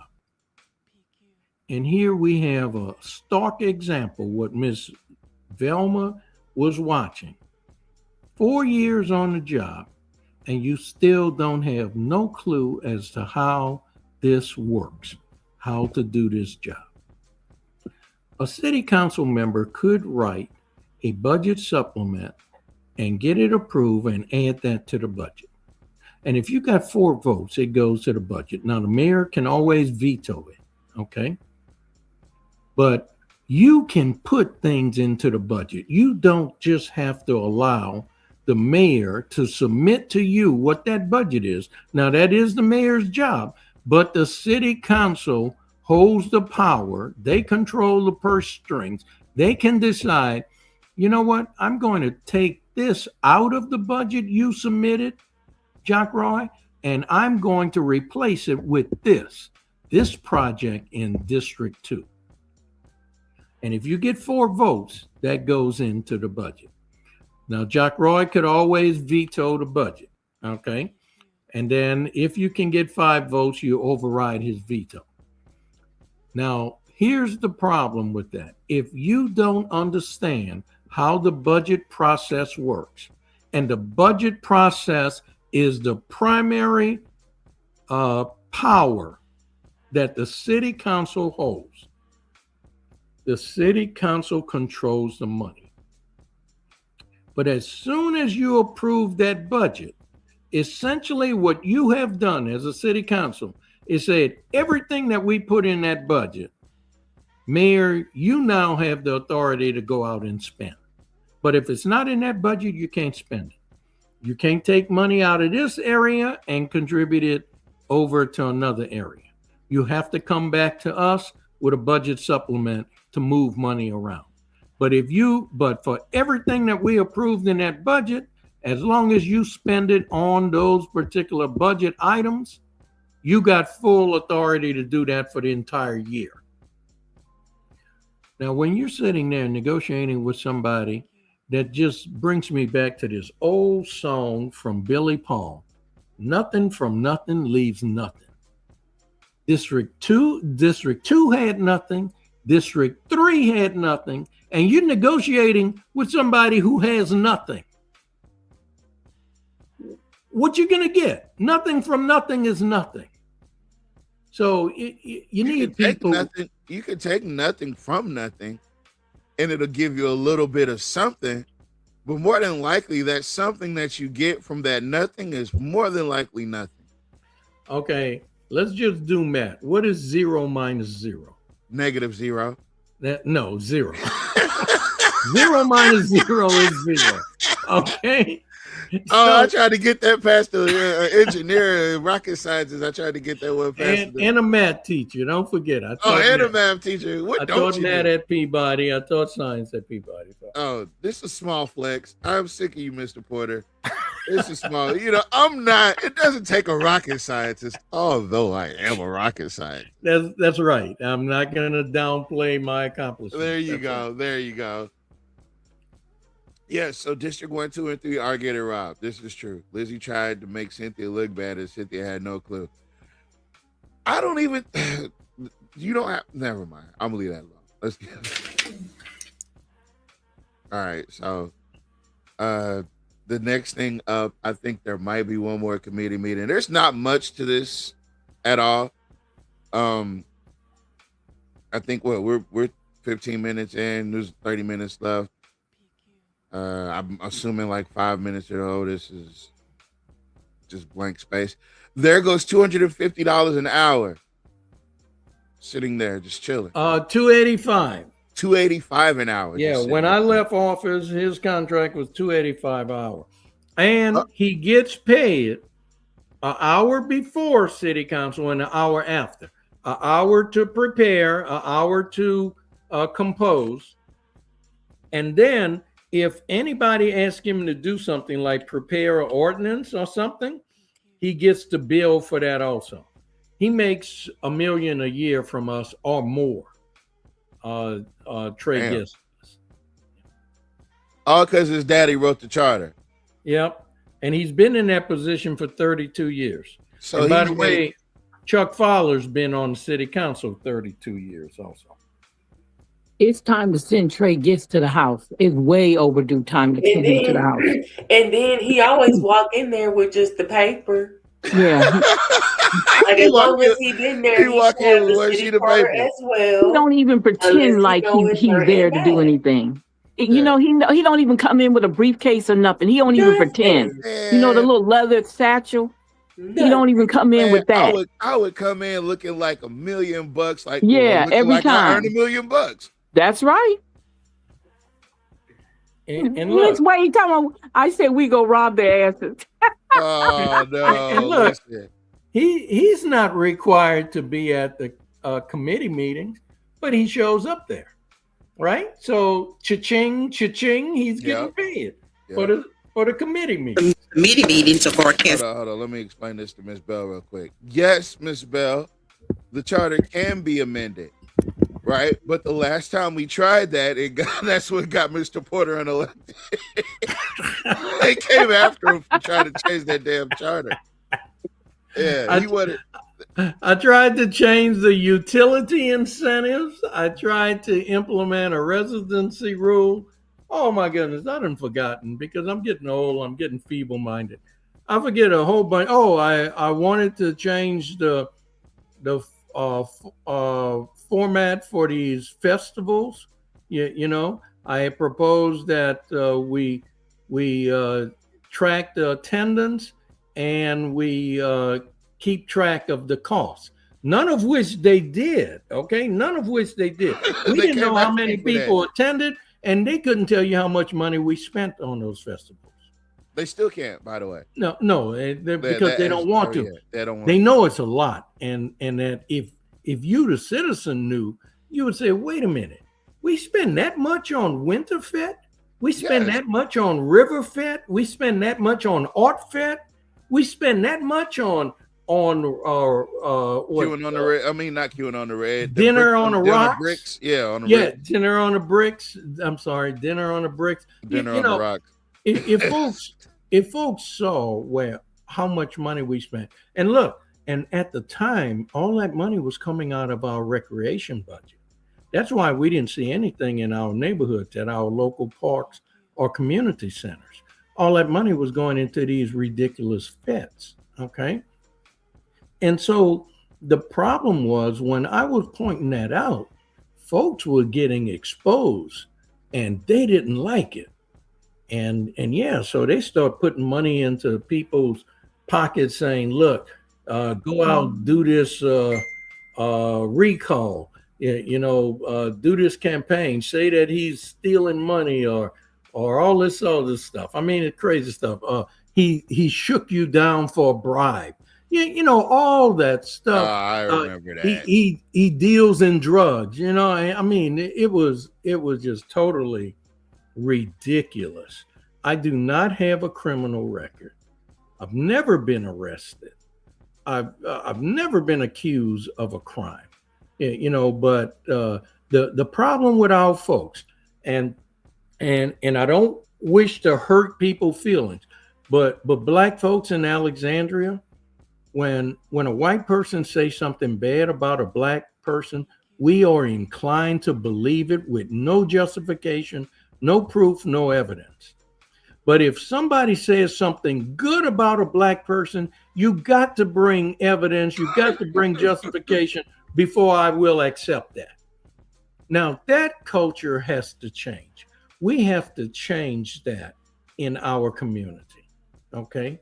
We got good people, we got bad people in our community. But God don't paint all of us with the same brush. And when you got people who are drug dealers and former felons and criminals, and they're saying somebody who is not a felon and not a criminal, that they are a criminal, remember this: whenever somebody point a finger, you got 4 fingers pointing back at that person. So if somebody's pointing the finger at someone else, don't look at the person that they're pointing the index finger at. Look at where the other 4 fingers are pointing. Look at that person. And that's the culture we need to embed in our community. Hey. We gotta change that.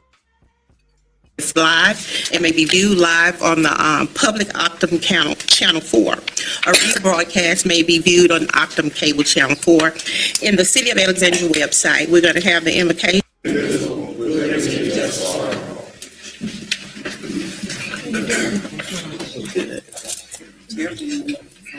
Can you roll call? Mr. Johnson? Here. Ms. Felter? Here. Mr. Green? Present. Mr. Fowler? I'm here. Mr. Valor? Here. Mr. Lorbeday? Here. Ms. Perry? Here. Madam President, your report. Approval of the minutes taken from the regular meeting held on July 28. I need a motion and a second, please. Move. Second. Motion by Councilman Fowler, second by Councilman Millard. Public comments on what section of the written minutes you would like to make a comment on. If it is not in the written minute, there will not be any discussion or comments, only on the agenda. If you have any questions pertaining to any items on the agenda, please contact administration before or after the meeting. Public comments, discussion, all in favor? Aye. Any opposed? Motion carried. F, consent calendar. Number 1, introduction of an ordinance authorizing the mayor to accept the low bid submitted for extrication tools and battery charges for the fire department. Number 2, introduction of an ordinance authorizing the mayor to renew the existing contract with Solarscape LLC for electric utility right-of-way maintenance. Number 3, introduction of an ordinance authorizing the mayor to renew the existing contract with CBS Cleaning Services for janitorial services for the transit buses and the passenger transit van. Number 4, introduction of an ordinance authorizing the mayor to enter into a professional service agreement with Pan American Engineering LLC for engineering and PHMSA grant-related services. Number 5, introduction of an ordinance amending the Alexandria Police Department's recruitment and retention policy and initiative, ordinance number 74-2023, in accordance with Resolution Number 0435-2023, providing for recruitment of post-certified officers. Number 6, introduction of an ordinance authorizing the mayor to renew a professional service agreement with Art Radpiece for cleaning services at Franco Hunter Gym and the Youth and Teen Center on Sylvester Street. Need a motion, please? A second? Second. Motion by Council Fowler, second by Councilman Johnson. Any items to committee? G, resolution. Number 7, resolution authorizing advertisement for bid for turnout gear for the fire department. Motion, please. Second. Motion by Councilman Fowler, second by Councilman Johnson. Public comments, discussion, all in favor? Any opposed? Motion carried. Number 8, resolution authorizing advertisement for bids for high mast lighting for the electric distribution Motion, department. motion, please. Move. Second. Second. Motion by Councilman Lloyd, second by Councilwoman Felter. Public comments, discussion, all in favor? Any opposed? Motion carried. Number 9, resolution to co-sponsor the Arts Council of Central Louisiana Fall Art Walk in October 2026. Motion, please. Motion by Councilman Fowler, second. Second. Second by Councilwoman Felter. Public comments, discussion, all in favor? Any opposed? Motion carried. Number 10, a resolution authorizing advertisement for bids for annual requirements contract for water, wastewater, natural gas, and general site-related system 2026. Motion, please. Motion by Councilman Fowler, second. Second. Second by Councilman Lloyd. Public comments, discussion, all in favor? Any opposed? Motion carried. H, ordinances for final adoption subject to public hearing. Number 11, to consider final adoption of an ordinance authorizing the mayor to accept the low bid submitted for an insulated articulating telescopic boom and material handle. Motion, please. Move.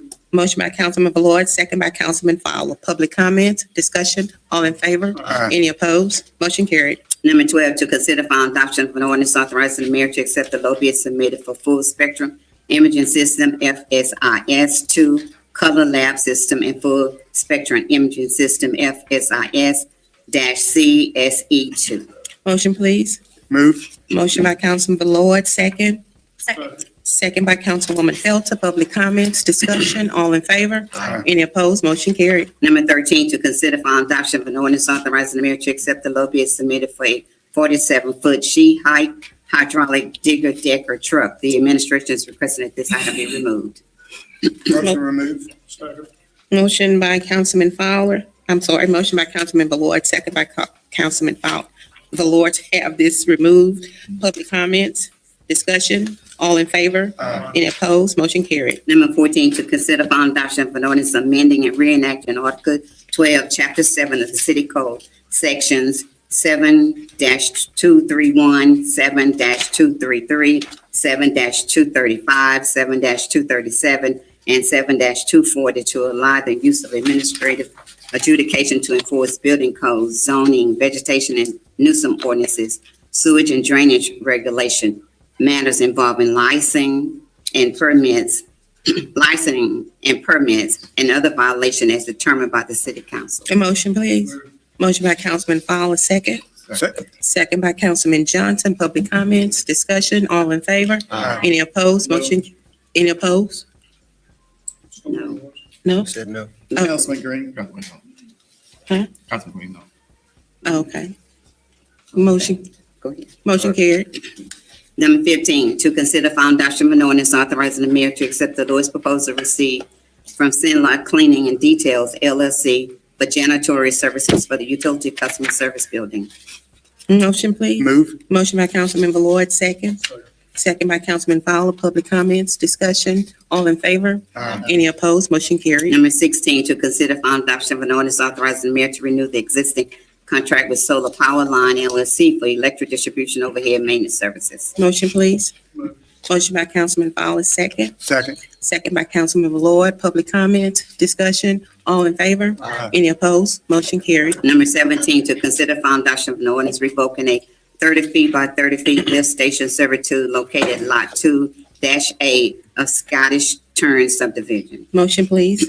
Motion by Councilman Fowler, second. Second. Second by Councilwoman Felter. Public comments, discussion, all in favor?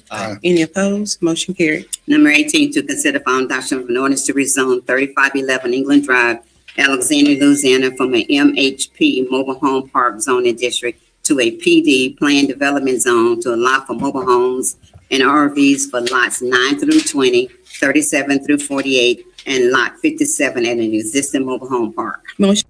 Okay. So, Mr. Porter, are you aware of this RV park that they're trying to put out on England Drive? Yeah, I'm slightly familiar with it. Yes. Okay, so in the last city council meeting, apparently the people that are coming to build the data center are going to need a place. The construction workers are going to need a place to stay. Yes. So what the city did is they're going to run water lines outside of the city boundaries to this right. RV park, Yes. so they can have water. That's right. Yes. Not just water, but sewage and electrical.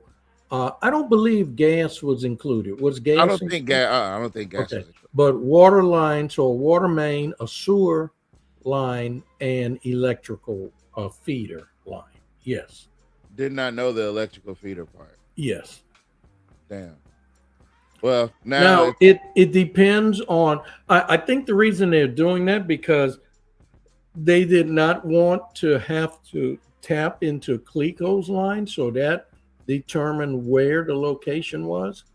Because outside of a certain boundary, Alexandria Utility System cannot provide service. I think one of the comments that Villard made, or Fowler, I can't remember, they sound just alike. I think we stand to make some money on this too. No, you know what? What's sad is if you're a resident of Alexandria, you get a certain rate from Alexandria Utility System. But if you are outside of Alexandria, you pay a higher rate.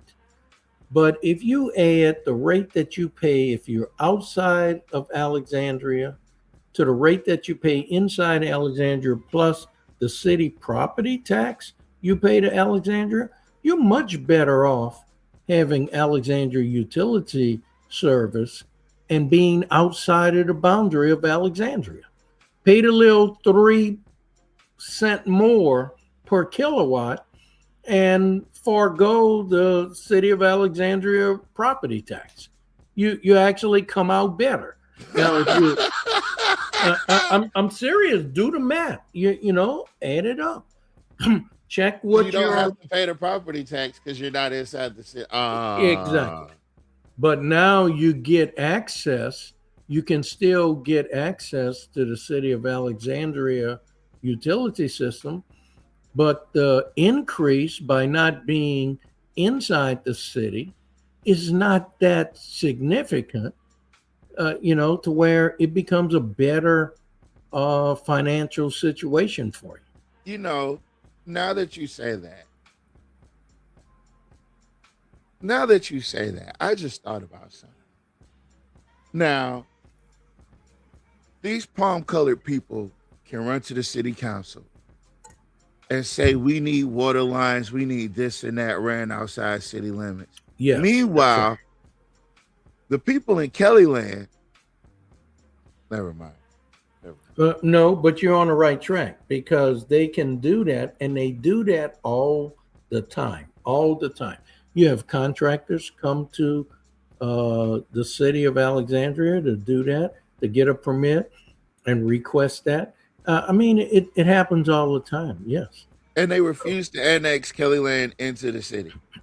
Well, here's one of the issues with that.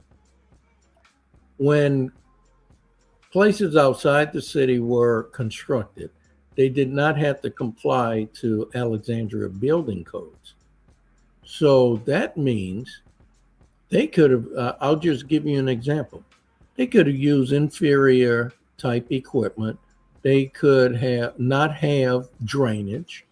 Okay. They may not have sewage. And so when the city annexes those areas, now the city has to come out and spend capital money, capital improvement investments to upgrade that area to the city codes. And that is a major drain of funds from the city. So some of these places we really never, ever should have included into the city of Alexandria, because those are the areas that we have to go back and do a tremendous amount of capital improvement just to bring it up to the city codes. Because once you're outside the city, the only codes you have to comply with would be the parish codes. Right. And so much of that, the parish codes were developed and designed for rural areas, you know, for farmers, for ranchers, for places like that. You know, not for cities, not for urban type communities. But see, the thing is, the benefits of annexing a place like Kellyland, because majority of those people are people that help keep Alexandria going. Yeah. They just happen to live in Kellyland. There's pros. Yeah, there's pros and cons. There's, you know, advantages and disadvantages. You're right. Yes. Well, that's it. Motion, please. Motion by Councilman Fowler. By Councilman Lawberdane. Public comments, discussion, all in favor? Aye. Any opposed? Motion carried. Number 19, to consider final adoption of an ordinance to rezone 58 Harmon Lane, Alexandria, Louisiana, from B2 commercial business, community business, to C1 limited commercial zoning district to allow for commercial parking. Motion, please. Move. Motion by Councilwoman Felter, second by Councilman Ballard. Public comments, discussion, all in favor? Aye. Any opposed? Motion carried. Number 20, to consider final adoption of an ordinance annexing 26.73 acres being tract 1, 6.71 acres, and tract 2, 20.02 acres located in section 41, 53, and 54 of Township 4 North Range 2 West, Rapides Parish, Louisiana. Motion, please. So they're annexing 26 acres into Alexandria. I have no idea where any of that is. They said it's West Rapides. I have no idea where that is. I'm gonna be honest with you. I don't even know the kind of map that I would need to look at to find out where that is. But let's keep listening to see. Please. Motion by Council Fowler, second. Second. Second by Councilman Ballard. Public comments, discussion, all in favor? Aye. Any opposed? Motion carried. Number 21, to consider final adoption of an ordinance authorizing the mayor to accept the low bid submitted for natural gas welding services for the gas department. Motion, please. Move. Motion by Councilman Fowler, second. Second. Second by Councilman Ballard. Public comments, discussion, all in favor? Aye. Any opposed? Motion carried. Number 22, to consider final adoption of an ordinance authorizing the mayor to accept the low bid submitted for 3-phase pad mount. Motion, please. Move. Motion by Councilman Ballard, second by Councilman Fowler. Public comments, discussion, all in favor? Aye. Any opposed? Motion carried. Number 23, to consider final adoption of an ordinance authorizing the mayor to accept the low bid submitted for single-phase pole mount. The administration is requesting that this item be delayed for 2 weeks. Motion, please. Motion delay. Second. Motion by Councilman Ballard, second by Councilman Fowler. Public comments, discussion, all in favor? Aye. Any opposed? Motion carried. Number 24, to consider final adoption of an ordinance authorizing the mayor to accept the low bid submitted for single-phase pad mount. The administration is requesting that this item be delayed for 2 weeks. Second. Moved by Councilman Fowler, second by Councilman Johnson. Public comments, discussion, all in favor? Any opposed? Motion carried. Resolution public hearing, community development. Number 25, to continue a public hearing concerning condemnation on the following structure: 1505 Second Street, Richard Hunter Holloway et al. Motion and second to open the public hearing. Move. Motion by Councilman Ballard, second by Councilman Johnson. Public comments, discussion, all in favor? Any opposed? Public hearing is open. We'll need a roll call. No, public hearing is open. Public hearing is open. Chad Reed with, excuse me, Chad Reed with Community Development. We are asking for condemnation on 1505 Second Street. Do we have anybody here from that? Okay. Would you like to say something? You can go to Yes. And as the council's aware, this one has already been continued. It was granted them additional time last time, 60 days. That's correct. The council, last time we were here, y'all graciously gave us continuance, and we appreciate that very much. Mr. Holloway has been working vigorously to try to put something together. It's hard to get it done in 60 days, and we would respectfully request that you please consider giving us another continuance for some time, because he's trying to make something work. Y'all, he's not dragging his feet. He has no reason not to do something. And believe you me, you have his attention, and he is trying to do something. But to be able to put something together in that area is not an easy commercial marketable thing to do. And if you could give us more time, something's going to be done before the end of the year. There's no doubt about it. And we recognize that. We appreciate the consideration that you gave us last time. And we wish y'all, it's right there by the community college, the VOTEC. And he's got 2 or 3 things on his mind trying to put it together. And it's hard to do something like that in 60 days. And so y'all graciously continued it for us one time. We'd ask that you do it again, knowing that something's got to happen soon. And again, we respect that. I like to say, y'all, I appreciate what the council's doing very much. I like to say that you don't see what's not there. And if you drive around town on MacArthur Drive or on some of the other streets, going to the residential areas, you can see the work this happened. I mean, there have been a lot of structures that have been torn down. There have been a lot of dilapidated buildings that are no longer there. You don't see it because it's not there.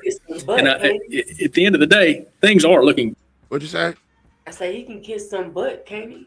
Man, he is a. You can see the work that's being done. All I need is about 20, 25, 30 more days.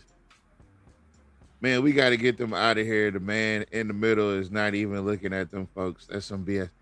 That is your, I call him Ponytail. I don't really know his name. I know he has a name. I know he has an important position, but. Shawn Michaels?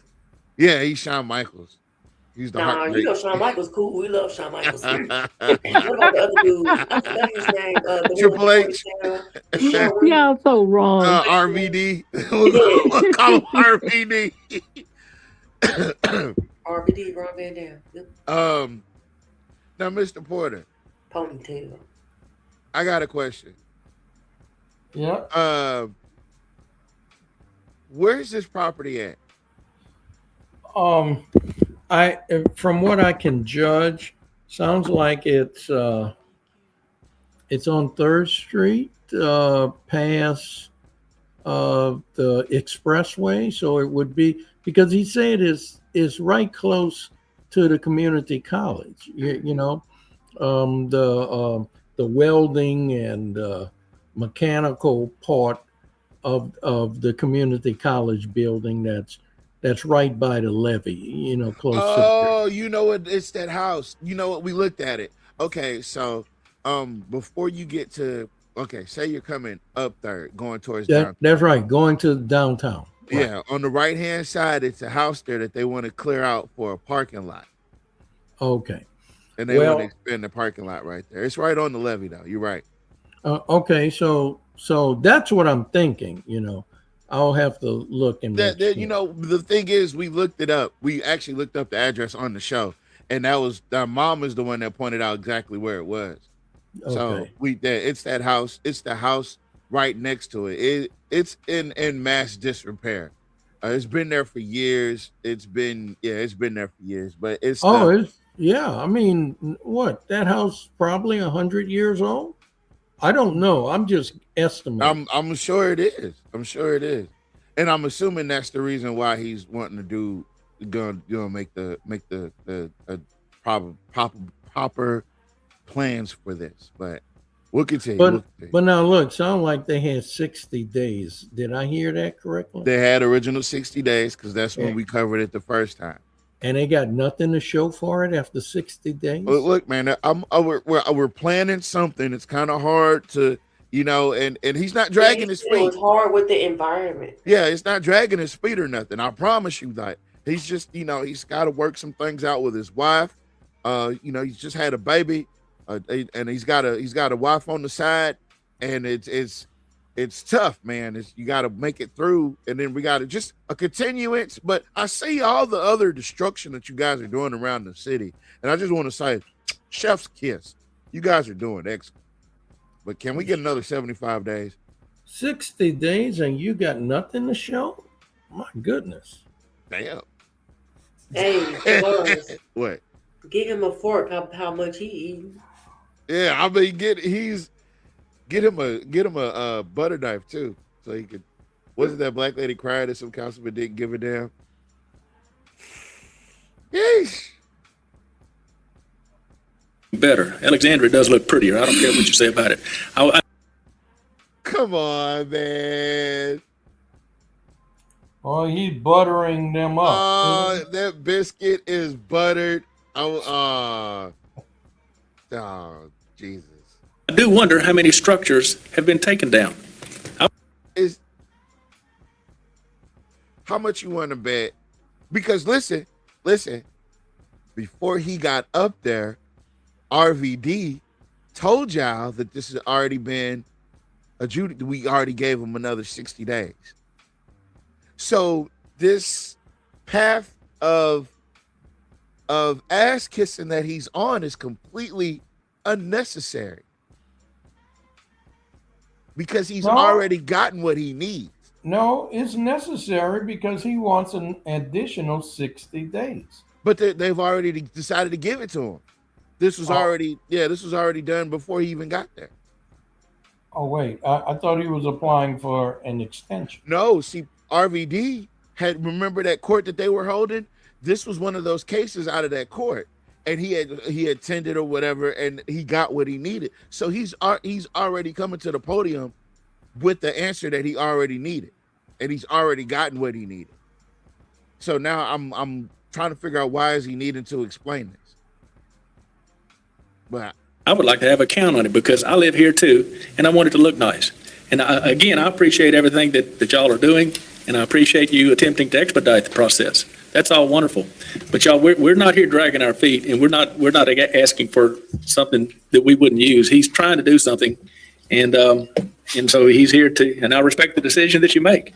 But if y'all could give us more time, we do recognize that something has to be done before the end of the year, if not sooner, and we're working on it. But and that's where we're at. Mr. Holloway. I got a question. So for the inspectors, do y'all see an improvement? Do y'all see them working?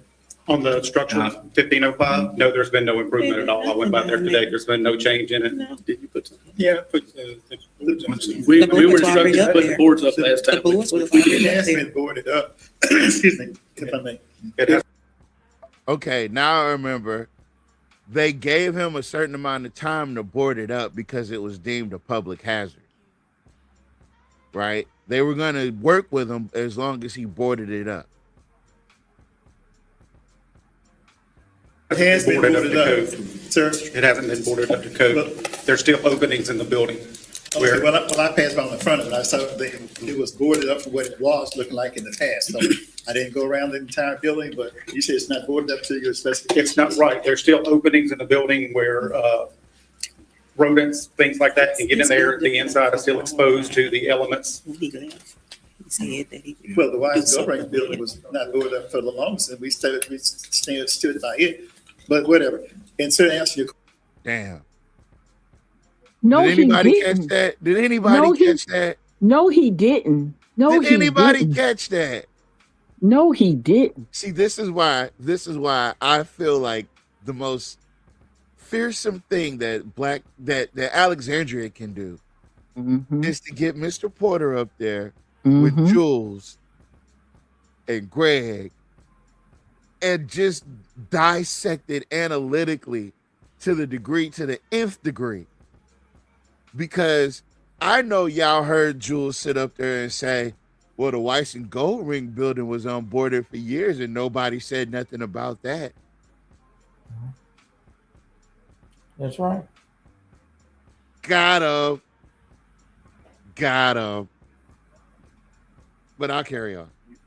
Question, the former mayor's home, the former mayor of Alexandria home on Jackson Street, I live on Mary, they have spent some money on refurbishing that house. So it is a place that could be, once you decide what you're going to do it, but just answer your question about how it's being refurbished, that home on Jackson Street, I thought they were gonna tear it down, but they have put some money into it to bring it back to back to Congress. So again, I'm not aware of the back of the building not being completely boarded up to the specification, but what I did see on the front, you did make an attempt to do what you said last time you would board it up. Thank you, Madam President. Mr. Holloway, you get to stand. So I know. Did you call it a stand? You know. So the point that Councilman Green made, okay, we have other cases where folks have invested the money and refurbished the place. So that's an option for you. Is that something you're willing to do? And apparently, I'm waiting to hear his answer, because what Green said was, hey, you can tear it down or you could refurbish it. It's going to take money. So which option are you going to pursue? And it's been 60 days. So you've sat on your hands for 60 days. You boarded up the front of the place. Apparently you didn't board up the back of it. So what's your next step? And that's what I'm getting from Green, is that you have two options. You can demolish it or you can refurbish it. Which is it? What are you going to do? Let's see what he says. What is taking your time and money? You still put money into that building? Yes, sir. And at one time, my parents had it where actually stayed in the house many times. I mean, it was totally refurbed inside. And then just over a period of time, just I guess because of the area, it just fell into neglect. What do you mean because of the area? Yeah, he's not in a black area. He's downtown Alexandria. What are you trying to say? That's still very much black to me. That is black. That's the beginning of the black. That is the line where the black starts, if you will. Once you cross the train tracks, as they say, the other side of the tracks. Once you get over that, and see CLTCC, CLTCC is slowly creeping into the black community, and that I feel is where the gentrification is going to start beginning at. That's what I feel, right? Is that house historic? Does it? I feel like it should be refurbished, but I'm gonna stop there. Hold on. Okay. But we're hoping to make something very productive of it. And the lady's trying to raise some money and put a nice facility there. How long, Mr. Holloway, and what kind of facility are you planning on? A rehab facility for homeless veterans. I love that idea. I love that. And you know what? There's grant money for that. Yeah, there's grant money for that. The only way it's going to get neglected is if you neglect it, ass. Yeah, well. And it better be for what you say it's going to be for. Would that require? Yeah, you know what? They have to do it. They have to do it that way, because if they don't, then if they get grant money. I don't know. That's on the, go ahead. So I was listening to how he hesitated. He didn't want that to come out. That it was, he didn't want that to come out. Okay, all right. Yeah. Tearing the building down and building a new facility? Nope. So she wants to use the existing building. The city. I'm sorry. No. And so when does this remodeling supposed to take place? She's trying to get the grants and everything in place right now. I mean, that's the problem, is it's taking a little bit longer than she had anticipated. I know that house been up there for some years, and I do know that it's an eyesore. I would, if you're going to do something with it, I'd like to see a timeline, a time frame. They want that land. They want that land. She thinks she is for one. So do they want that land? Isn't that's prime real estate in that area, if I'm not mistaken? They want that land. That's why this is such a big deal. They want that land for that city, for the CLTCC parking. Ah. Let me show y'all where I'm talking about. Mom, you're the one that picked it out, so I know you know. Yeah. Let's see. How do I look for it? I'm gonna go down third. Hold on, I gotta turn my keyboard on. No, other way. Third. Oh, there we go. 3rd Street. Y'all not gonna comment on how spicy she is all of a sudden? I'm gonna. You know what? I'm not going to go there. I'm really not going to go there because the nerve of some of these people. She is very authoritative. Oh yeah, she's taking on a new persona. Oh, if you will. yeah. Yeah. But it sounds like because they're frustrated with them not being able to get a hold to that land, sounds more like frustration than it does. She's really concerned about what's being done with that. That's what it sounds like to me. And if you say that's what it is, CC, whatever it is called, wants that parking lot, then that tells a lot about the way that she's saying it. Because I'm trying to figure out when was this, I mean, when did she care? You know what I'm saying? Are y'all following me? And my thing is, we're looking. Okay. My thing is, so why didn't you talk to this man if it's such a big deal to you? Why didn't you talk to this man one-on-one about this? Because this is District 3, right? Yes. Okay. That's what I thought. So why didn't she have a conversation with the owner of the property herself? Because it's in your district. Right? It's this house right here. Yeah. Oh, yeah, they want that. Yeah, that's it right there. And look where it's at. Yeah. It's They want right. Yeah, they want that. They Yeah. want that because look where it's at. Look where it's at. Because, see, if she was really concerned about this would have been a conversation she would have had. How old Her this picture district. is? I'm sorry. What's the year on this picture? 2020, what they say? 5? April Oh, my 2025. Lord. Oh Yeah. my God. And what Look they're at going that to do house. is what they do is you restore it. And what she's trying to do is get the money to restore it where it can be livable in order for her to put homeless vets in there, which I see that. I mean, and it will take a while to do that. Yeah. Huh. Because But- you gotta restructure it. It's gotta be. It's a Mhm. lot of work that needs. Yeah, to it's go a lot of into work it. that needs to be done. She first have to have the money to do it with. Ain't that something? Did you hear Miss Cynthia? Oh my God. How come she wasn't this tough about Cheatham Park? Oh no. I'm just gonna wait till 2031. She be up there ready to cry any other time. Yeah. But I'm telling you, because they being pressured to get that house, to move that house off of there so they can get that land. Y'all, this is why I'm so glad we do this show. Sometimes y'all be frustrating me, but I'm so glad we do this show because we're trying to show you guys exactly what's going on. And that is a perfect spot to expand their parking lot. It's a perfect spot. Hold on, And I gotta catch up with the comments. Give me a the ideal that they're going so hard with this piece of property tells you a lot about them because they really don't care whether or not that lady do anything with that house. They just want that land Yep. because it's prime real estate. Yeah, but so is Weiss and Goldring.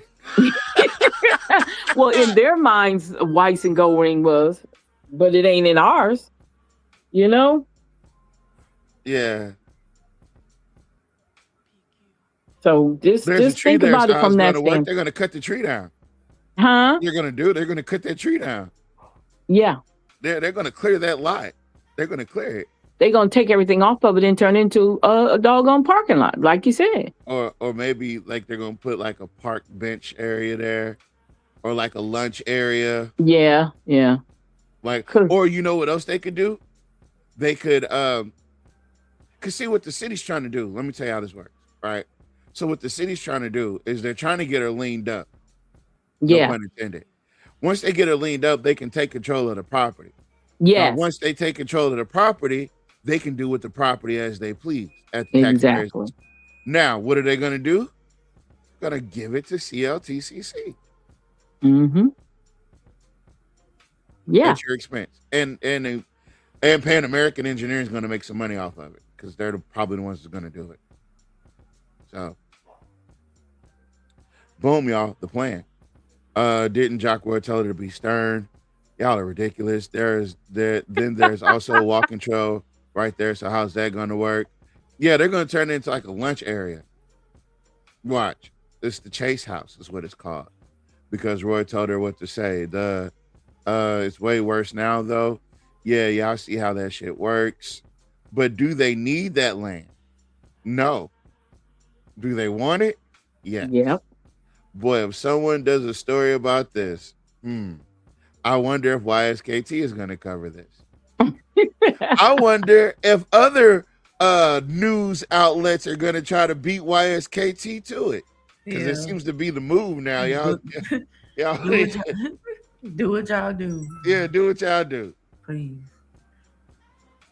This is a Ponzi scheme, literally. Big bank take little bank.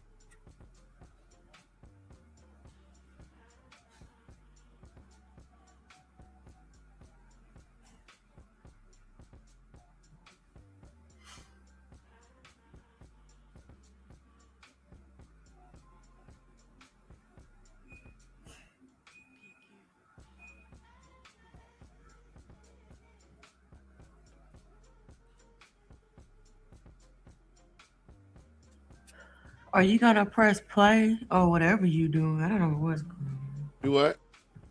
Oh man, I'm so sorry, y'all. I'm listen, my bad. I'm watching it on by myself. I'd like to see a timeline, a time frame, or something on it because 2030. Yeah, 2030. That's the timeline. Right. When that house gets finished, Cheatham Park will be finished. How about that? Since you want to see a timeline, I want to see a timeline. Listen, y'all. Y'all might think that we're being unnecessarily tough on some of these people, but y'all have to realize that these people aren't being tough at all.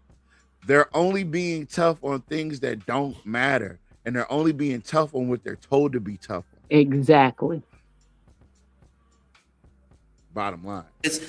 the last meeting we met, we asked you to board it and you boarded, and you said that you would do some things to it besides just boarding it, but all you did was board the house up? No, ma'am, Nothing in the inside? I cleaned all the trash off the front porch and, did as much as I could to clean it up. Now, apparently, there's had been some people there before who like to mess up the property, but, that's an ongoing thing. I have there's no trespassing, so anybody seen on there should, be run away, but that doesn't necessarily happen, so. In other words, the APD isn't doing their job. Well, for one thing, he need to put cameras up. That's what he needs to do to keep people off of it. Well, I mean, there are cameras there because there's a parking lot there next to the school. I know. No. I said on their property, not on the school. I don't care what the school got. They don't got no electricity over there, baby. Well, I mean, they can get the solar panel camera. Yeah, you can get the solar panel camera to watch out. And what I want to say, what I want to say, Monica. You know what I'm saying. Right. But don't make excuses because, yeah, they could do that. They could put a camera in there. They definitely can do that. Here's my dilemma. The funding is not there. So This is no bias because I am biased towards Mr. Porter, but every time this dude opens his mouth, I feel like how Fowler looks right now. You see that look on Fowler's face? Fowler looked like he don't even want to be there. Fowler's like, oh, this shit. He looking like he said, I should be sitting in my recliner at home with my hood. I'm sorry. Let me take that back. Oh, hold on. I gotta catch up with you. Y'all are going crazy in these comments. Hold on. That one was crazy. Perry probably said if I could fix District. Probably Perry said if I say yes, can you fix what District 3 need? Okay, are building apartments for students to rent? Yes, that is another one too. That is another one. It might not be a parking lot. It may be an apartment complex. Okay, I see what they tell them. Okay, we're gonna keep going. They're gonna try to take them people land. They will put anything right there just so they can have it. All right. Hold up. I just thought about something. Like that, I ain't gonna say. I'm gonna let you say it first. Hold on. I gotta catch up. AVD has a camera right there. On CLTCC property. Now Captain Stutter. Gary Josh should be fighting for it hard because he's a veteran. Yeah. Womp womp. Who said Captain Stutter? Oh, that's not nice. That is really cold. And so should look at Fowler, dumb. I mean, and so should Mr. Cornelius White. My name is Cornelius White Lawson. I am at 1035 North now. This is what, August? Mhm. And we extended 60 days last time. So, and the funding is out of your hands. I mean, you can't say when the funding gonna get there so you could, make a big improvement on it. Well, So what is 6 days gonna do if the funding is not there? Well, if the funding's not there, then, I guess I'll have to just take it down. But I would like to preserve the house and the lady thought it would be perfect for, the homeless veterans place. And I've talked to several people with the VA and it seems like there's an interest there. We've just got to get, the funding secured. I mean, just somebody saying, oh, well, we'll give you a grant for that. I want it in print before, And homeless veteran, I sit on that board. I'm one of the original members on that board. Mhm. Oh Lord, he actually does something. Then why are there so many homeless vets in Alexandria? Well, wait now. If he claims he sits on that board, he did not put that on his personal financial disclosure form. And you are required to put down what organizations you are a member of or an officer of. And if he's a board member and he sits on that board, he has not included that in his documentation. And that is a violation of the state statute. I sit on that board. I sits on that board. I sits on it. Yes, indeed. Well. Well, wait, hold on. Just for clarity's sake. All right. Let's go ahead and play it back a little bit. All right. Thought it would be perfect for, the homeless veterans place. And I've talked to several people with the VA and it seems like there's an interest there. We've just got to get, the funding secured. I mean, just somebody saying, oh, well, we'll give you a grant for that. I want it in print before, And homeless veteran, I sit on that board. I'm one of the original members on that board. Mhm. Who are you talking to on that board? Well, Gary Perkins is one of the guys I've been talking to. Okay. He's the guy that owns Wildwood. Okay. And just for the record, the city did originally have this on an agenda, I think in April, and the city had granted sort of an administrative continuance based on a conversation that I had with Mr. French. So while the council's only continued at one time, he's been given other extensions before that. The city wants that land. That land. They want that land. And they doing whatever they have to do to get it. Wait, Wow. so what would happen if he is reported for lying? Well, the thing is, I think those are campaign violations, right? Yeah, the Board of Ethics. Yeah, that would be on the Board of Ethics. So I don't know how long how responsive they be, but it's Louisiana politics. But it does speak to his character. He was fishing for that name for Mayor Roy. It was an old Hoopadoo trick. It was a coon trick. I'm sorry. They're working overtime for that land. Yeah. Yeah. The first letter recommending rehab was sent out in 1997, and the first letter recommending demo was sent out in September of 25. So in 1997, it was supposed to be, We sent out a letter recommending rehab at that time. And since then, since the further degradation of the property, we sent out a letter in September of 25 recommending demolition. In September of 25. I was E7 in the military back then. I just wish you quit sometimes. That's all. Yes, Miss Renee. Yes, Miss Renee. Please, and we would appreciate whatever response you get from them. If you share it with us. Yes, Miss Renee. Absolutely. Mr. Porter was eating. I don't know what you're eating. It sounds like you're eating a salad. I should have put myself on mute. You got a salad? No. He better not have a salad. Nope. That's bread pudding with ice cream. Oh no! This time of night.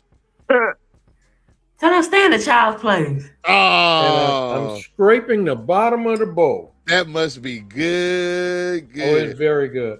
We don't give a damn, Gary. Them people get that man a chance to breathe.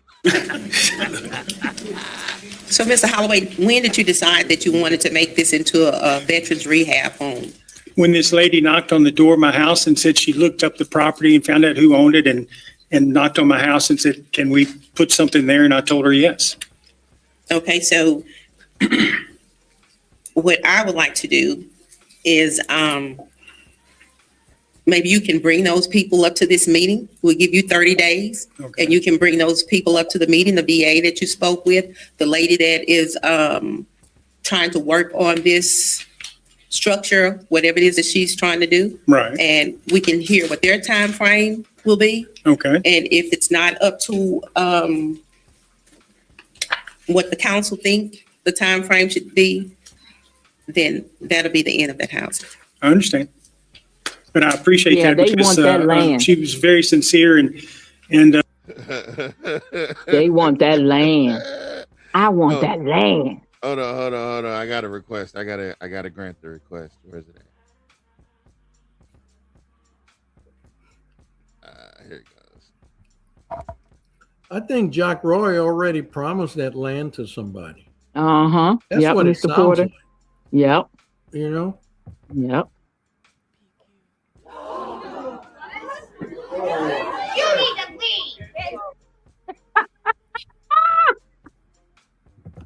Hold on.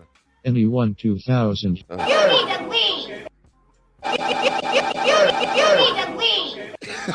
He said, okay.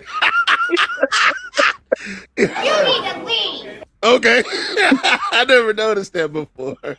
He said, okay. Let me get back to the business. I'm sorry, folks. Asked me not to think she was a stalker for looking me up and coming to my house. But I really appreciate her bravery and knocking on my door. Yeah, because you would have shot her, huh? Yeah, otherwise I would have shot her, would have blew her face off. I had to compliment her on her bravery. Come knocking at my door. Because You're not wrong for that. yeah, I shoot Negroes. Yeah, listen. I didn't even know she was black. I shoot Y'all so wrong. Negroes that come on my Y'all are porch and so knock wrong. on my door. Y'all are so wrong. Y'all so wrong. Because you don't go to jail for that. Yep, that's stand your ground. Now, if you were to open your door and fired your shotgun, that's a different thing. But if you fire your shotgun through your door, then you're okay. You're You can protected. get away with that all the time. I shoot Negroes. They come knock on my door. I'm having too much fun with these damn buttons. All right. Food, it is an eyesore when you come in downtown, that it's been up there for years. And Okay, enough, The Cynthia. eyesore, and she's Enough, been up there Cynthia. for years. Enough. Leave the man alone. I'm Okay. talking about her. Well, I'm saying, where was this fervor for the Weiss and Gold Ring building? Yeah. Yet Yeah. another building that's an eyesore in her district. Yes. Yes. Isn't that I'm something? telling y'all every time. And my mama is, I don't like to listen to her, but when it comes to Cynthia Perry, when my mama say I'm not impressed, I get it now. I get it now because you know what? When you think that you can give her a little bit of leg room, She does it every time. She like, come on, man. Now you're up here grandstanding about this. You're grandstanding about. But you didn't grandstand for Cheetah Park, Franco Hunter Park, any areas in your You district. didn't even grandstand for Weiss and Goldring. You didn't grandstand for the crime in your area, the roads, the ditches. You didn't grandstand for none of that. The shootings, nothing. And see, that's why I say this is more Jock pushing the agenda. Yep.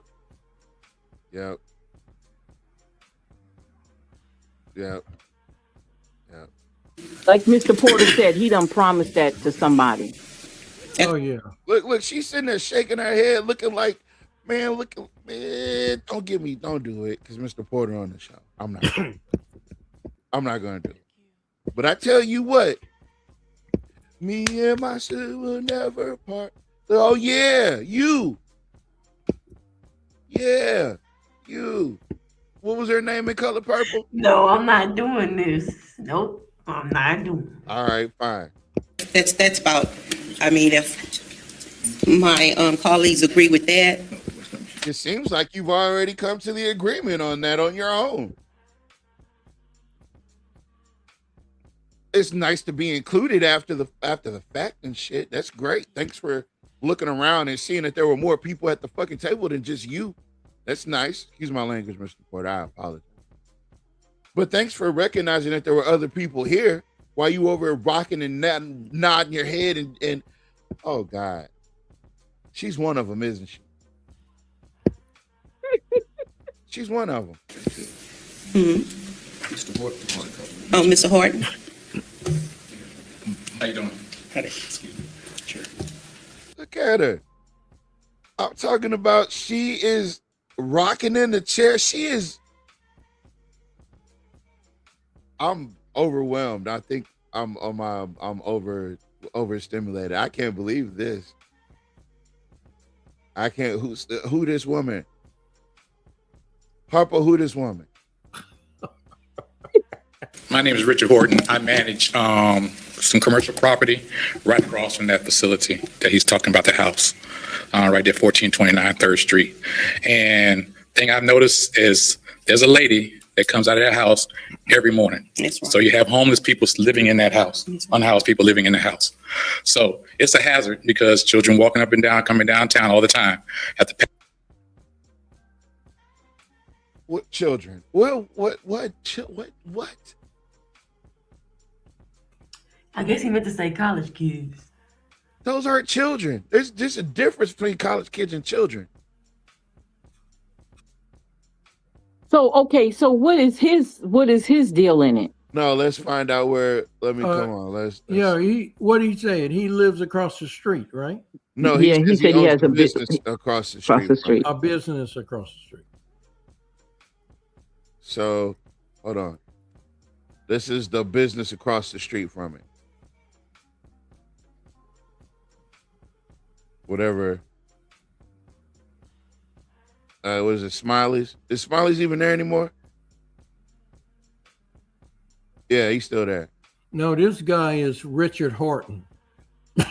So it'd have to be, he said across the street.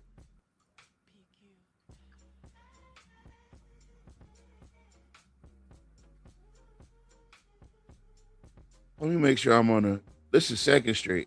Yeah, that's the street that they said it was on. He has a business across the street. So he'd have to be this business? Yeah, probably that's where it's at. What is that? Another eyesore? I got to go around the corner to find out what it is.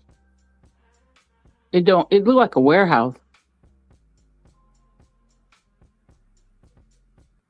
Yeah, it looks like a warehouse. That's not a warehouse. That's a kindergarten. Ah, okay. It's a daycare. I got you. All right. There may be some plausibility to his argument. I'm sorry, guy. You know, I didn't know that's what was there. All right. What is this? He should have just said what the hell it was then. We wouldn't I have to know. go searching for It's it. the treehouse. Yeah. Oh, the tree house? Yeah, the tree house is down there too, yeah. Yeah, it's the Yeah, but treehouse. that's not owned by. I thought Yeah, that was. that's That's not owned by private. somebody else. You see that? Yeah, that's not him. That's No, not it ain't private. at all. Mm-mm. Mm-mm. All right. So the only business is this. Wasn't that a theology school at one time? No, Rapid Station Community Ministries. Oh, yeah. Yeah, that's probably what that is. Okay. If that's a business, then we ain't got no business being a church. It's a non-profit organization, I think. I think ministries. Okay. Incorporated though. It said It's incorporated. incorporated. It could Yeah. be. Yeah. Yeah, all right. Oh, they got it marked as a treehouse. It's not the treehouse. All right. So technically, I don't know. I don't know, but let's see what he has to say. If he's outreach, wouldn't that be the people he's trying to reach? Well, I would think so, yeah. That's by there, and all that debris is coming to the sidewalk. And so they can fence it off. You know, it's an eyesore, and it's also it's a special businessman, which is right there downtown. So, and that place has been there for, as far as I know, in Alexandria, it's been that way. And I agree with you. I see that So, lady coming out that house. Comes a time. When she comes There out, comes a she sit time. right down Just the take a picture of sidewalk. it. So if you see it, Exactly. and you know that they're trespassing on that man's land, and you don't do nothing about it, see, you see Also, one of you them. see somebody you could be helping in your district. You see somebody you could be helping, and you drive right past them. Just But you know what else, folks? That means those two guys that's up there representing that property, they must not be in that area very often, because they would see the same thing and they would report it, right? To Yeah. get the homeless people out of there. Yeah. Yep, they might be So- out of town somewhere. Yeah, and that means there's no activity going on there. Because otherwise, if there was somebody coming and checking and doing work, they would recognize that people are here living in this dwelling. Mm-hmm. Yeah. So that tells me that they have not been doing anything over there. Somebody says she's an eyesore as well. Who said that? As whoever controls Universal Collective Network. Baseball field. Cheatham baseball field is an eyesore as well. They are eyesores with this BS. Your mama dodged scud missiles once, and she's hard to impress. Exactly. The puppet master and his puppets. Yes, they were fighting and shooting across from me Sunday. Never made the news. Also in Acadian Village. Yes, she is one of them. Celia Nettie. Oh no. She do look like Nettie. She's the house. Damn. So what business does he own? Two of our own implanted, not for the people working against their own, take their black cards back. The treehouse for kids. Oh, there goes Miss Battle. She's late to the party, but welcome anyway. The kids are dropped off and picked up by their parents. She said, well, St. Matthew's but look into it. Okay. Preachers used to have schools there. Joe Green used to run that school. Vice president of the mid-chamber. Is that who that was? They are all in that. You know, I thought about that because when have you ever seen them bring other people up to talk bad about another property? They want that property. They want that property. They got to be in cahoots. They want that property. You don't never trust. Listen, there's only a couple type of black people you don't trust. That's one of them. There's another one, and there's the other one. But these two are kind of the same. But these two could be twins. All right? I'm not saying nothing bad about them. I'm just saying these two He's eyeballing them like that guy looks familiar. House. So it's a hazard because children walking up and down, coming downtown all the time have to pass by there, and all that debris is coming to the sidewalk. What debris? What is he even talking about? He just got up there to say that. I think he's a little nervous too. He wasn't really sure about what he wanted to say. And so they can fence it off. You know, it's an eyesore, and it's also especially a businessman, which is right there downtown. So, and that place has been there. Oh, the businessman is right there. He got lost in the sauce. You see that hairline? That's that Stephen A. Smith hairline, right? Don't trust it. Don't trust it. Therefore, as far as I know, Alexandria's been that way. And I agree with you. I see that circulating, So, coming out that house. Comes a time. When she comes There out, comes a she time. sit right down Just the take a picture sidewalk of it daily. and take a picture and tear it down. I'm sorry. Okay. Oh, look at that. Oh, did you hear what he said? He said, take a picture and tear it down. Oh, yeah, he is full of himself. He full of something. Yeah, he full of something. I can't keep up with these comments. Never. No, don't say that. I'm still president of it till the end of the month, but keep your eyes open on him too. Take his black. Okay. Horton is always at the Gator meeting. Okay. He is full of himself. Seems scared to me. He is. You know, let me tell you something. There's like people that wither under the spotlight. They talk a lot of shit from a safe place. But when it really come time to execute what they supposed to do or the plan or the mission, they sometimes he folded. If this was the performance that he needed to deliver, he folded. To me, it was lackluster. And he could have kept that shit. He didn't even have to come up there, to be honest with you. He didn't have to come up there. He could have kept that to himself. And no, this ain't me taking up for that white man. No, not at all. This is me noticing when black people, like if black people can coordinate for this type of coonery shit, why can't they coordinate for the right things? You know what I'm saying? They went and recruited this guy to bring him on so he can say something bad to agree with Cynthia because Cynthia is doing Jock's dirty work. You see what I'm saying? If y'all can do all that coordinating with Jock, why can't you coordinate with the people in the community? Or is that not important enough? Is my thing. Well, I appreciate that, but boarding it up, I don't see how, she could be seen coming out of the house if it's boarded up. Damn. Hold on. They done pissed him off now. Hold on. Wait.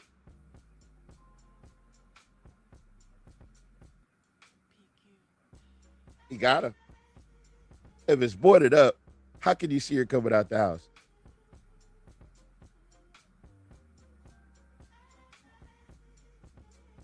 How? So somebody's lying.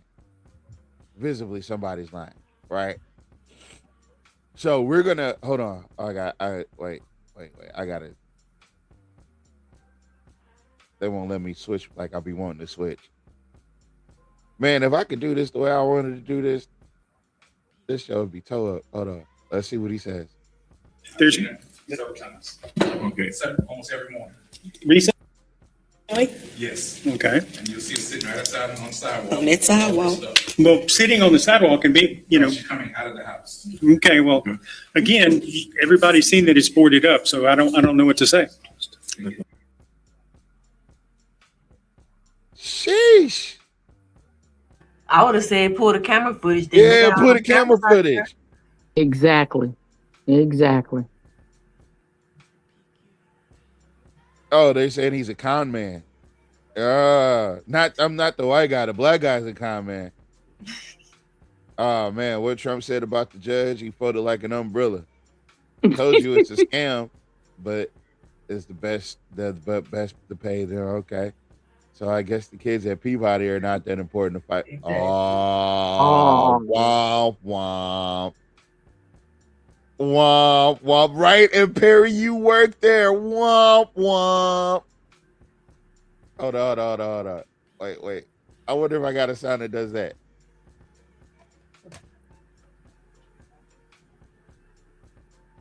Hold on. I got one.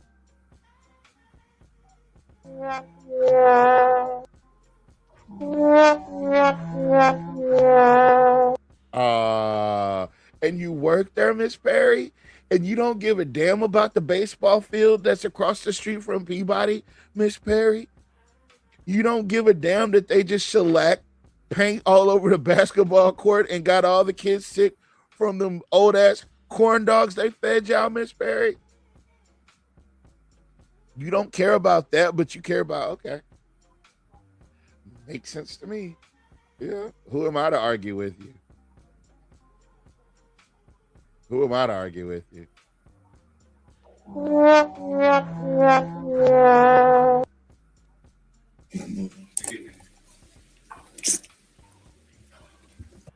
Your district. I recommend it personally. I hope you don't take it the wrong way, Mr. Holloway, but I recommend that we demolish that house.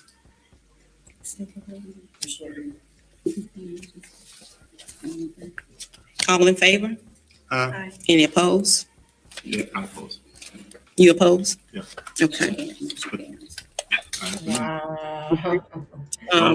Wow, they need one. Give him 30 more Thank you for your days. attention to the matter.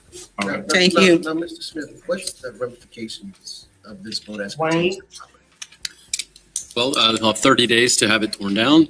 City contractor will be given a permit to do it after that time frame, after 30 days. So we'll have 30 And days. That's correct. Yeah. Then you'll let out a contract to tear it down. That's exactly But right. if you have significant stuff done, you can contact Mr. Smith. I got you. Is that a hard 30 days? I mean, there's a few days of mobilization, but it's not much more than 30 days. We have the contractors available throughout tearing structures down this week, actually, for the demolition vote. And then the costs that are incurred by that demolition would be presented to the council for approval and then filed as a lien on the property. Oh, listen at that, y'all. I don't get it. That's correct. If you demolish it yourself, it's your property. You know, Okay. to do what you wish. Right, you can call our office and we can get you the permit application, Thank the you. affidavit that you have to fill out. You can hire your own contractor to do that. You can do that within that 30 days before. Or if you got 30 days, you get up there and do some heavy work on it, and you come back to him on that. Okay. So That is true. now, and just to dovetail on what my colleague said, if you were to get some money and want to reinvest it, he still has a window to do that. You would have to show significant progress. The condemnation order would still be in place. You know, the city wouldn't want to, we'd have to evaluate that on a case-by-case situation, but that building would take a lot of work, and there would absolutely have to be a permit filed and work started, and a real permit, not one of these, $5,000 and I'm going to, How many years Listen has at that house Listen at this. Wow.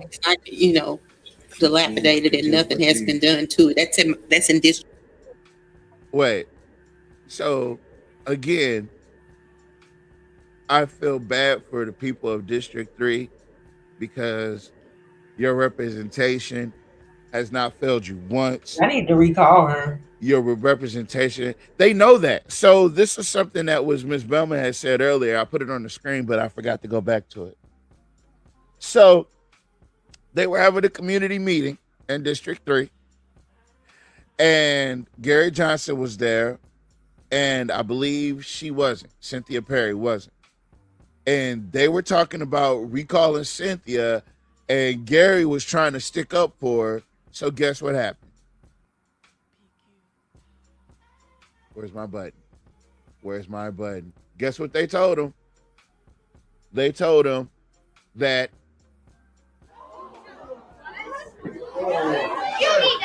they kicked him out of the meeting. Wow. That's right, folks. They said, and he left. Coming over there sticking up for Cynthia Perry because Cynthia Perry knows, she knows that it's just around the corner. It's just around the corner. I hate this for y'all. I really do. And I hate that Stephen Shark is your other alternative. I really do. But hopefully somebody else from District 3 will pop up because District 3 is a very fruitful place. There's a lot of good people there that are strong-willed and have good backbones. That haven't gotten their back blown. You feel me? So that's the only thing that is on the horizon for District 3 is you getting better representation. Once this recall is over, I hope y'all organize it and do it well, because she really does. You need to leave. You need to leave. You gotta go. You gotta go. Now, okay, so if they demolish the building, whoever decides that they get the grant money to build something else, they should be able to do that. Other than that, nobody should have any dibs on that doggone land. But this sounds like a land takeover. That's what it sounds like. It's a land grab. That's what it sounds like to me. I could be wrong. So if the city actually demolished the structure, then the city will place a lien on the property. So Yep. the owners of that property will not be able to do anything with the property until they satisfy the lien, pay the city off. Yeah. So let's say, I'll just use numbers. Let's say it'll be $10,000 to demolish the structure. The city will place a $10,000 lien on that property. If the owners want to sell that property, they have to first pay off the lien. If the owners want to get a permit to rebuild on that property, they have to pay off the lien. So, and then if they don't pay it off within 3 years, then the city adjudicates the property. Unless the owners continue to pay the property taxes and pay something on the lien, then they can keep it. But if they go 3 years without paying the property tax, then the city gets to take the property over. And I have a feeling Jack Roy has already struck a deal with somebody to give them that particular property. Yep. And that's why they're pursuing this course of action right now. I've never seen them act like this over no demolition. Yeah. Mm-hmm. We got It's a couple- prime, hold on, like hold on, we we said got- earlier, it's prime real estate right there. We got a couple seconds left. District 3, that's in the area downtown where people come and 20 years when So recap, you understand what's going on? You really have 30 plus days to make some serious- major. Got it. And it's still gonna be these guys are. So they've been nothing but gracious to us, and I appreciate their position, and I got You did all that ass kissing for nothing. no problem with that. So we understand the import of what you have to say. Thank you. Thank you. Thank you. Okay, we need a motion to close public hearing. I have one thing real quick, if you don't mind, please. I'm sorry. Chad, with the community development, I've been coming to you guys for about 3.5 years now for seeking combinations and cost public hearings with you guys. But if you'll stand up and come up here. This is, excuse me, Miss Michaela Jones. She is taking my demo program manager spot. I moved into the inspector's position, so she will be the one presenting to you guys here on out with the city council. for combinations. Congratulations. Thank you, that's all. So do they We need a motion and excuse me, I'm sorry. So he's going to the inspector position because they don't have inspectors? Is that what you're saying? That's what I'm saying. Alexandria has never been big on having inspectors, so all of a sudden, I guess a spot opened up for him. I don't know. It's not. He's not taking a pay cut, so he's not going to be the regular. He's got to be upper management inspector. So apparently, they never had a organized inspections department for the city of Alexandria, which would explain a lot.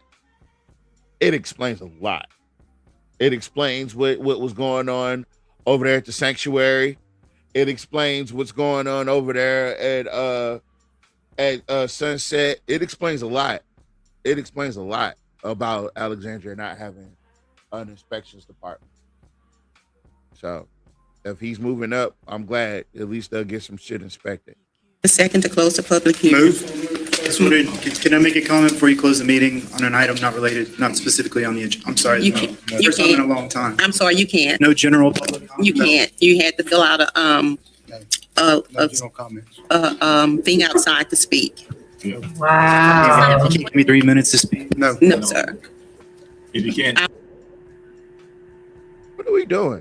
I'm sorry. we'll have people in here all the time doing the same thing, so. But I'm one person. No, sir. We can't open the. So you want to fill out all the forms too late? We can't. open It the is. can of worms up. Did you get a motion? That's what you're making. A motion, please. Move. Motion by Councilman Ballard, second Woman. I thought it was an open hearing. Oh, but No, they closed the public hearing, so, but the public hearing is only on the topic of demolition for that particular property. okay. You know, there's a couple of ways they could have handled that.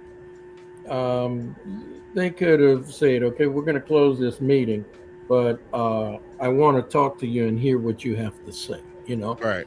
And close the official meeting, but then talk to the person in the gallery and hear their concerns. So that's a person that either arrived late or not familiar with the city council rules, you know, to fill out the So form. you just treat them like that when they come in? Well, see, and that's my issue is that make some allowances. You close out the official meeting, but meet with the person and hear what they have to say, you know, right then and there. It won't be part of the official meeting. It won't be on videotape, but you can at least still hear what that person's issue is. Yeah. Oh, Miss Jeannie Moran said that would take a professional person though. Aye. Second. Councilman Fowler. Public comments, discussion, all in favor? Any opposed? Motion carried. This meeting is adjourned. Yeah, I'm about sick of her. I'm sorry. Mama, I finally got there. I finally But got look, Jim Villard also shot that down real quickly. I wonder who that person vote was. That person does not vote for Jim Villard, you know? That would take, yeah. Yeah, she was ready to get the hell up out of there. I guess she felt dirty from doing Jock's dirty work. We've been done with her anyway since way before when she shut down that veto. She trash with that big bald spot in the middle of her head. Get off of my show. Don't you ever come back. You either, Miss Renee. We're not doing this. Damn, that is. Listen, it's kind of glaring though. Can't powder that shit. She needed a shower. All right. Mr. Porter, I got one last thing for you. Yes. Have a great food and beverage place to be here. Makes total sense for this downtown. And the idea that people say, well, maybe there's not as much crime because there's not enough happening. Exactly. So come make stuff happen. Come give us something to talk about with it, and we'll be happy to work with businesses. We just opened our Masonic Sports Court. We keep people on staff there all day for when those gates are open. The city is very aware of its public safety needs and what it needs to do to ensure safety. We are challenged in this city constantly by negativity about that. And that's okay. And we need to recognize that. We need to always do better. But every dial that we look at in terms of crime, in terms of what things are happening, is going in the right direction, but it isn't enough.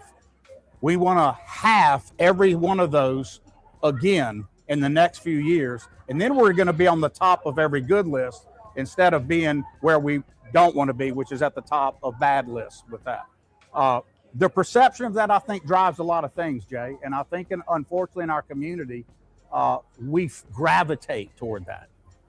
But the truth of the matter is, where and how crime is committed is something we do understand a whole lot about and something we can do more about. But it's going to take two things in addition to good policing that we already have. When people say things, well, you just need more police.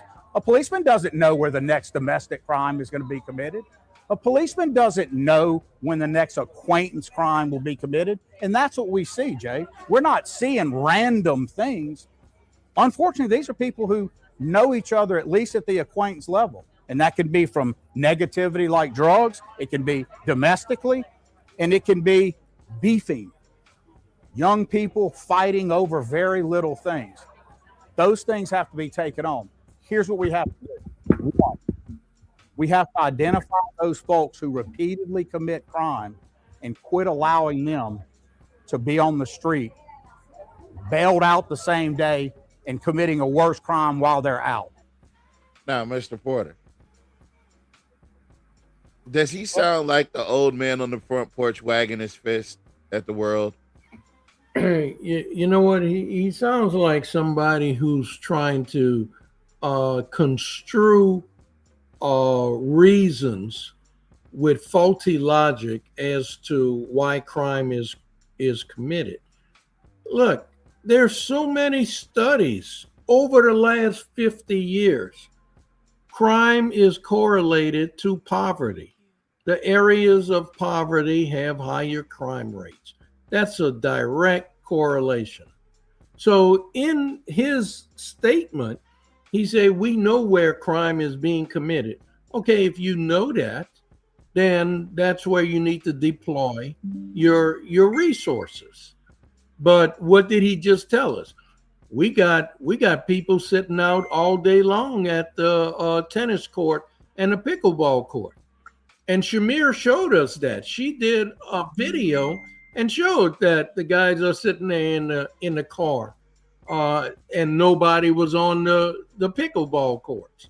Nobody was at the tennis courts. I passed by last week. I seen some kids playing on the basketball court. Nobody was on the pickleball court yet again, and it's 2 4. How many is it? 6 or 8? Six of them, right? Hey, no, I'm telling you, I guess they gonna wait till the event in September to make it seem like the biggest thing, because ain't nobody been there. Them people gonna put out a disco ball. I haven't seen anybody. They're gonna have a giant life-size pinata. They're gonna have all types. Yeah, they're gonna have glitter all over the place.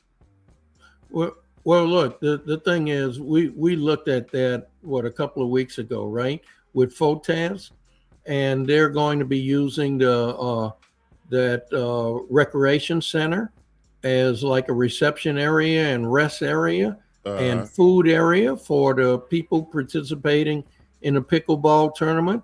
They're going to use the tennis court across the street as the warm-up area for teams getting ready to play. They'll be able to go and warm up first before they enter the competition. So, and there's no telling what else they're going to have. In the vacant lot that's adjacent to it, shoot, they may have a big tent like what they had for the opening of the pickleball court with drinks and all kind of stuff, you know, fans. They're going to have restrooms, right? They're going to need restrooms. No, you can use the city park restrooms. Okay. They could go over to City Park or go over to the rec center. No, and you know use that's the not about to restroom there. happen. Them people are not about to go to the city park to use that bathroom. And go all the way over across Masonic to the rec center, to use the restroom. Or the adult emporium.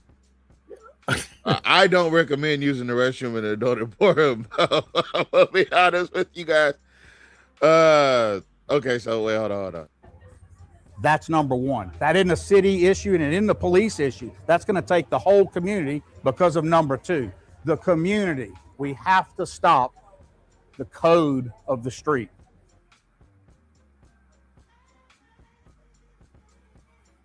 Not the code of the street. What the what does Jack Roy know about the G code? Chief Roy. Oh no, not Chief Roy. Roy Keefe. This man is insane. This is Lil Jock. That's what this is. Hold on, 1 second.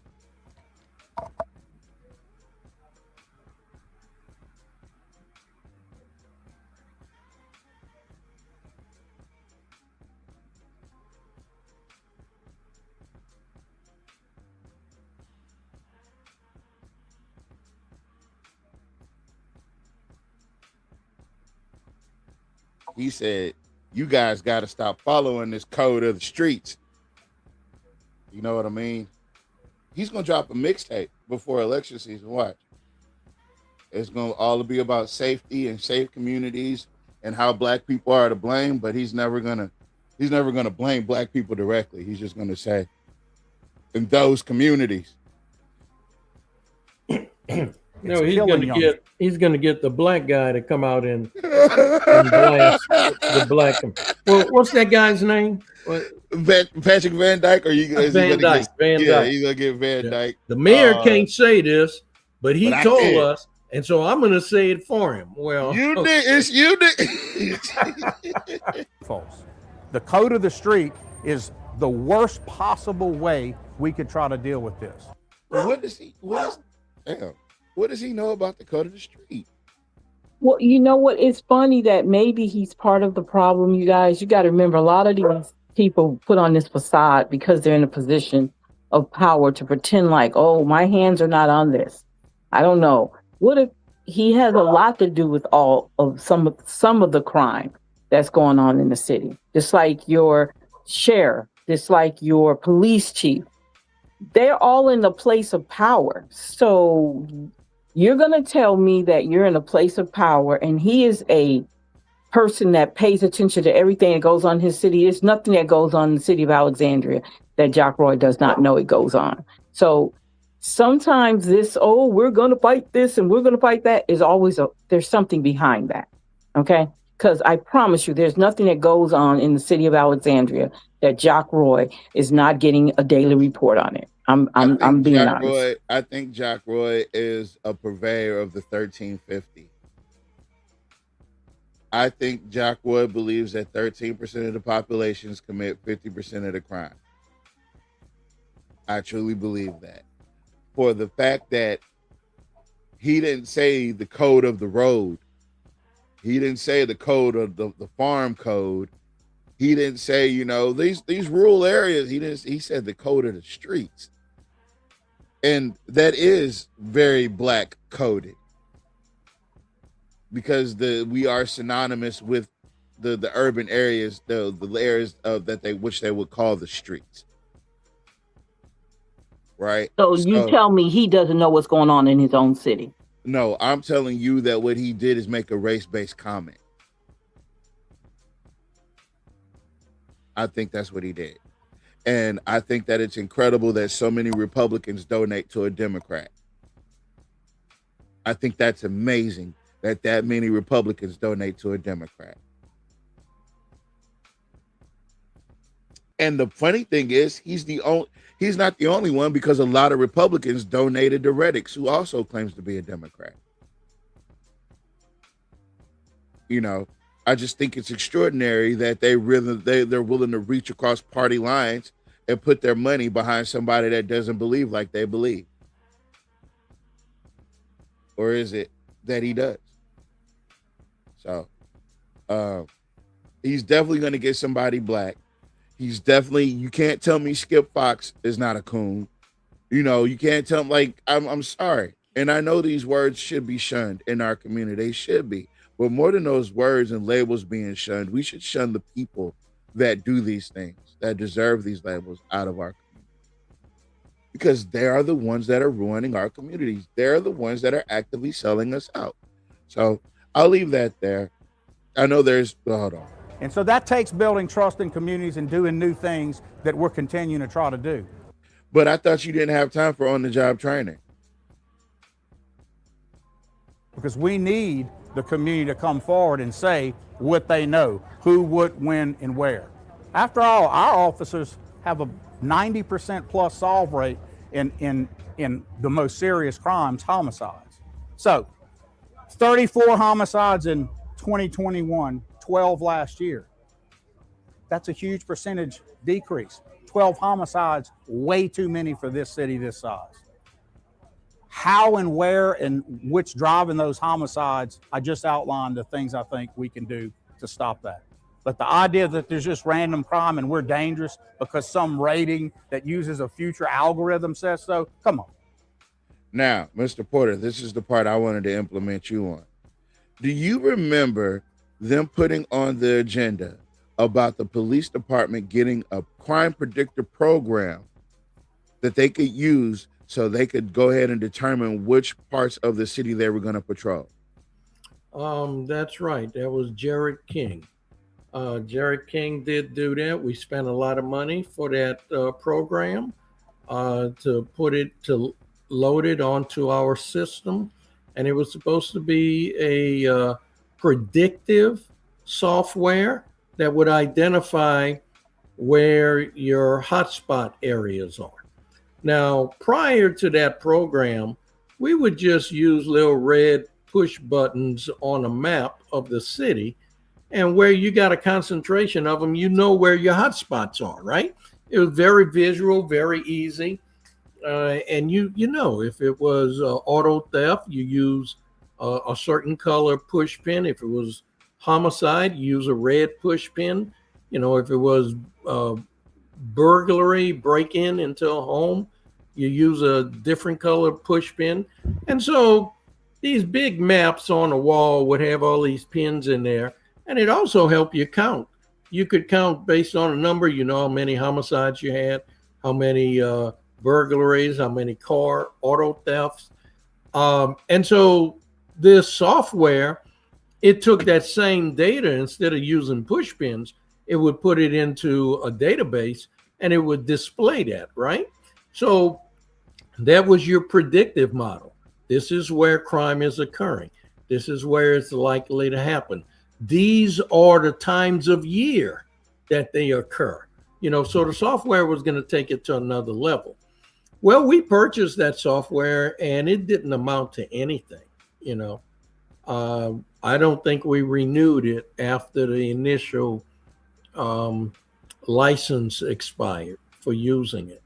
But it was quite expensive, and you needed at least 2 people to input all the information into it so that the database would be of some use. Now, does that sound familiar to what he just said? Hold on. Are dangerous because some rating that uses a future algorithm says so? Come on. That's not how stats work. And that's what we need to be focused on. So that same system that gave him that rating of one of the top 5 most dangerous cities is the same system that they were using to predict the crime. No, it's a different system for the rating, the crime rating. But what's real important is that the information that goes into that system comes from the city of Alexandria. So if you're upset because what's in that system, and the system runs its calculation and say, okay, Alexandria, this is where you fall per 100,000 people. You only have 45. So your rate is equivalent to what a town of 90,000 is, or 100,000. So this is where you rate per 100,000 people, even though you only have 45,000. It's per capita. Oh, it's the per capita machine. Yes. All right. So, so now Jock is not a fan of per capita. And he's not a fan of the FBI database, which is where that information was taken from. And we are the ones that supply that information to the FBI database. So you know what he's going to do, right? Or what he's probably already done. He's not going to report information to that database. See, you're not required to do it. That's strictly voluntary. But if you do it, you get assistance from the FBI because they have far more sophisticated computer models. Right. And so if you want to make your crime rate look really good, don't report everything to them. For instance, the 3 bodies found in those wooded areas. Okay, the city still hadn't classified that as homicides. You know, so that would take that 12 to 15. And then there's some other cases that they decided, okay, that was an accident. That wasn't an actual crime. And so stuff like that just doesn't get reported. And it makes their numbers look better. The good things that are happening, are we moving in the right direction, and how we double down on that? You don't, Jock. You're done, Jock. It's over with. On that note, folks, we need to leave. I appreciate Mr. Porter for coming through and stopping by. I hope this ain't the last time during your campaign. The FBI should have been notified about the incident. I agree. I want to thank each and every one of you for all of your comments. Can we even go through the names? It's too many of y'all tonight. I'm gonna be honest with you. Ms. Velma, I'm not even gonna name one, because if I name one, I gotta name them all. But I totally enjoyed all you guys, and I hope you guys come back again. And thank you, Mr. Porter, for stopping by. We appreciate you for that. Thank you, YSKT, for keeping our fingers on the pulse of the business of the city. Thank you, Ms. McCall, for providing us with a platform to do this. And thank you all for just being y'all. And make sure you get out. And the more we bring out, and the more that we are able to present to y'all, the more information that we bring to y'all just stay tuned. That's all I can tell you. Because we don't know what the shows are going to be about until the show starts. We have an idea of what we want to talk about sometimes, but we literally don't know what the show's going to be about until the show starts. So it's very on to the moment. It's very, very on the nose. It's very, very on the pulse of what's happening. It's very right now type information that we're bringing you. So as long as you guys keep that aware of, keep that in the front of things, make sure you like it and following. If you're not already following Universal Collective Network, if you're not already on the Can We Be Frank Show fan page, if you're not already following Mr. Porter on Facebook, if you're not already following YSKT on Facebook, if you're not already following the AKK Network on YouTube, and I mean, just listen, we got a lot of stuff going in the mix. This is going to be a very, very, very important campaign season. As you can see, this is not going to be your prototypical campaign season where people come out and make these promises. You guys are demanding more. You guys are demanding more from these candidates, and it's all attributed to the fact that you guys are more informed. And like I said, I always want to thank Mr. Porter for bringing us all the information. Majority of what I know is because of Mr. Porter. Majority of what I know, and I know a lot. I keep a lot locked in this little brain of mine, but I know a lot of the work that's been done, a lot of the groundwork's been done, is literally because we were actively participating. So you guys get active, get informed, stay informed, share the information, share the Facebook pages, share the live out whenever you see us live. We're usually live. For all you newcomers, we're live Tuesdays and Thursdays. Tuesdays and Thursdays. We bring you a new show every Tuesday and Thursday. And typically they're not 3 hours long, but tonight we needed those 3 hours so we could cover everything. But I appreciate you all, and thank you guys for coming. We're going to play our jam. Mr. Porter, I got a jam for you. You're going to like this one. Okay. All right, we're out.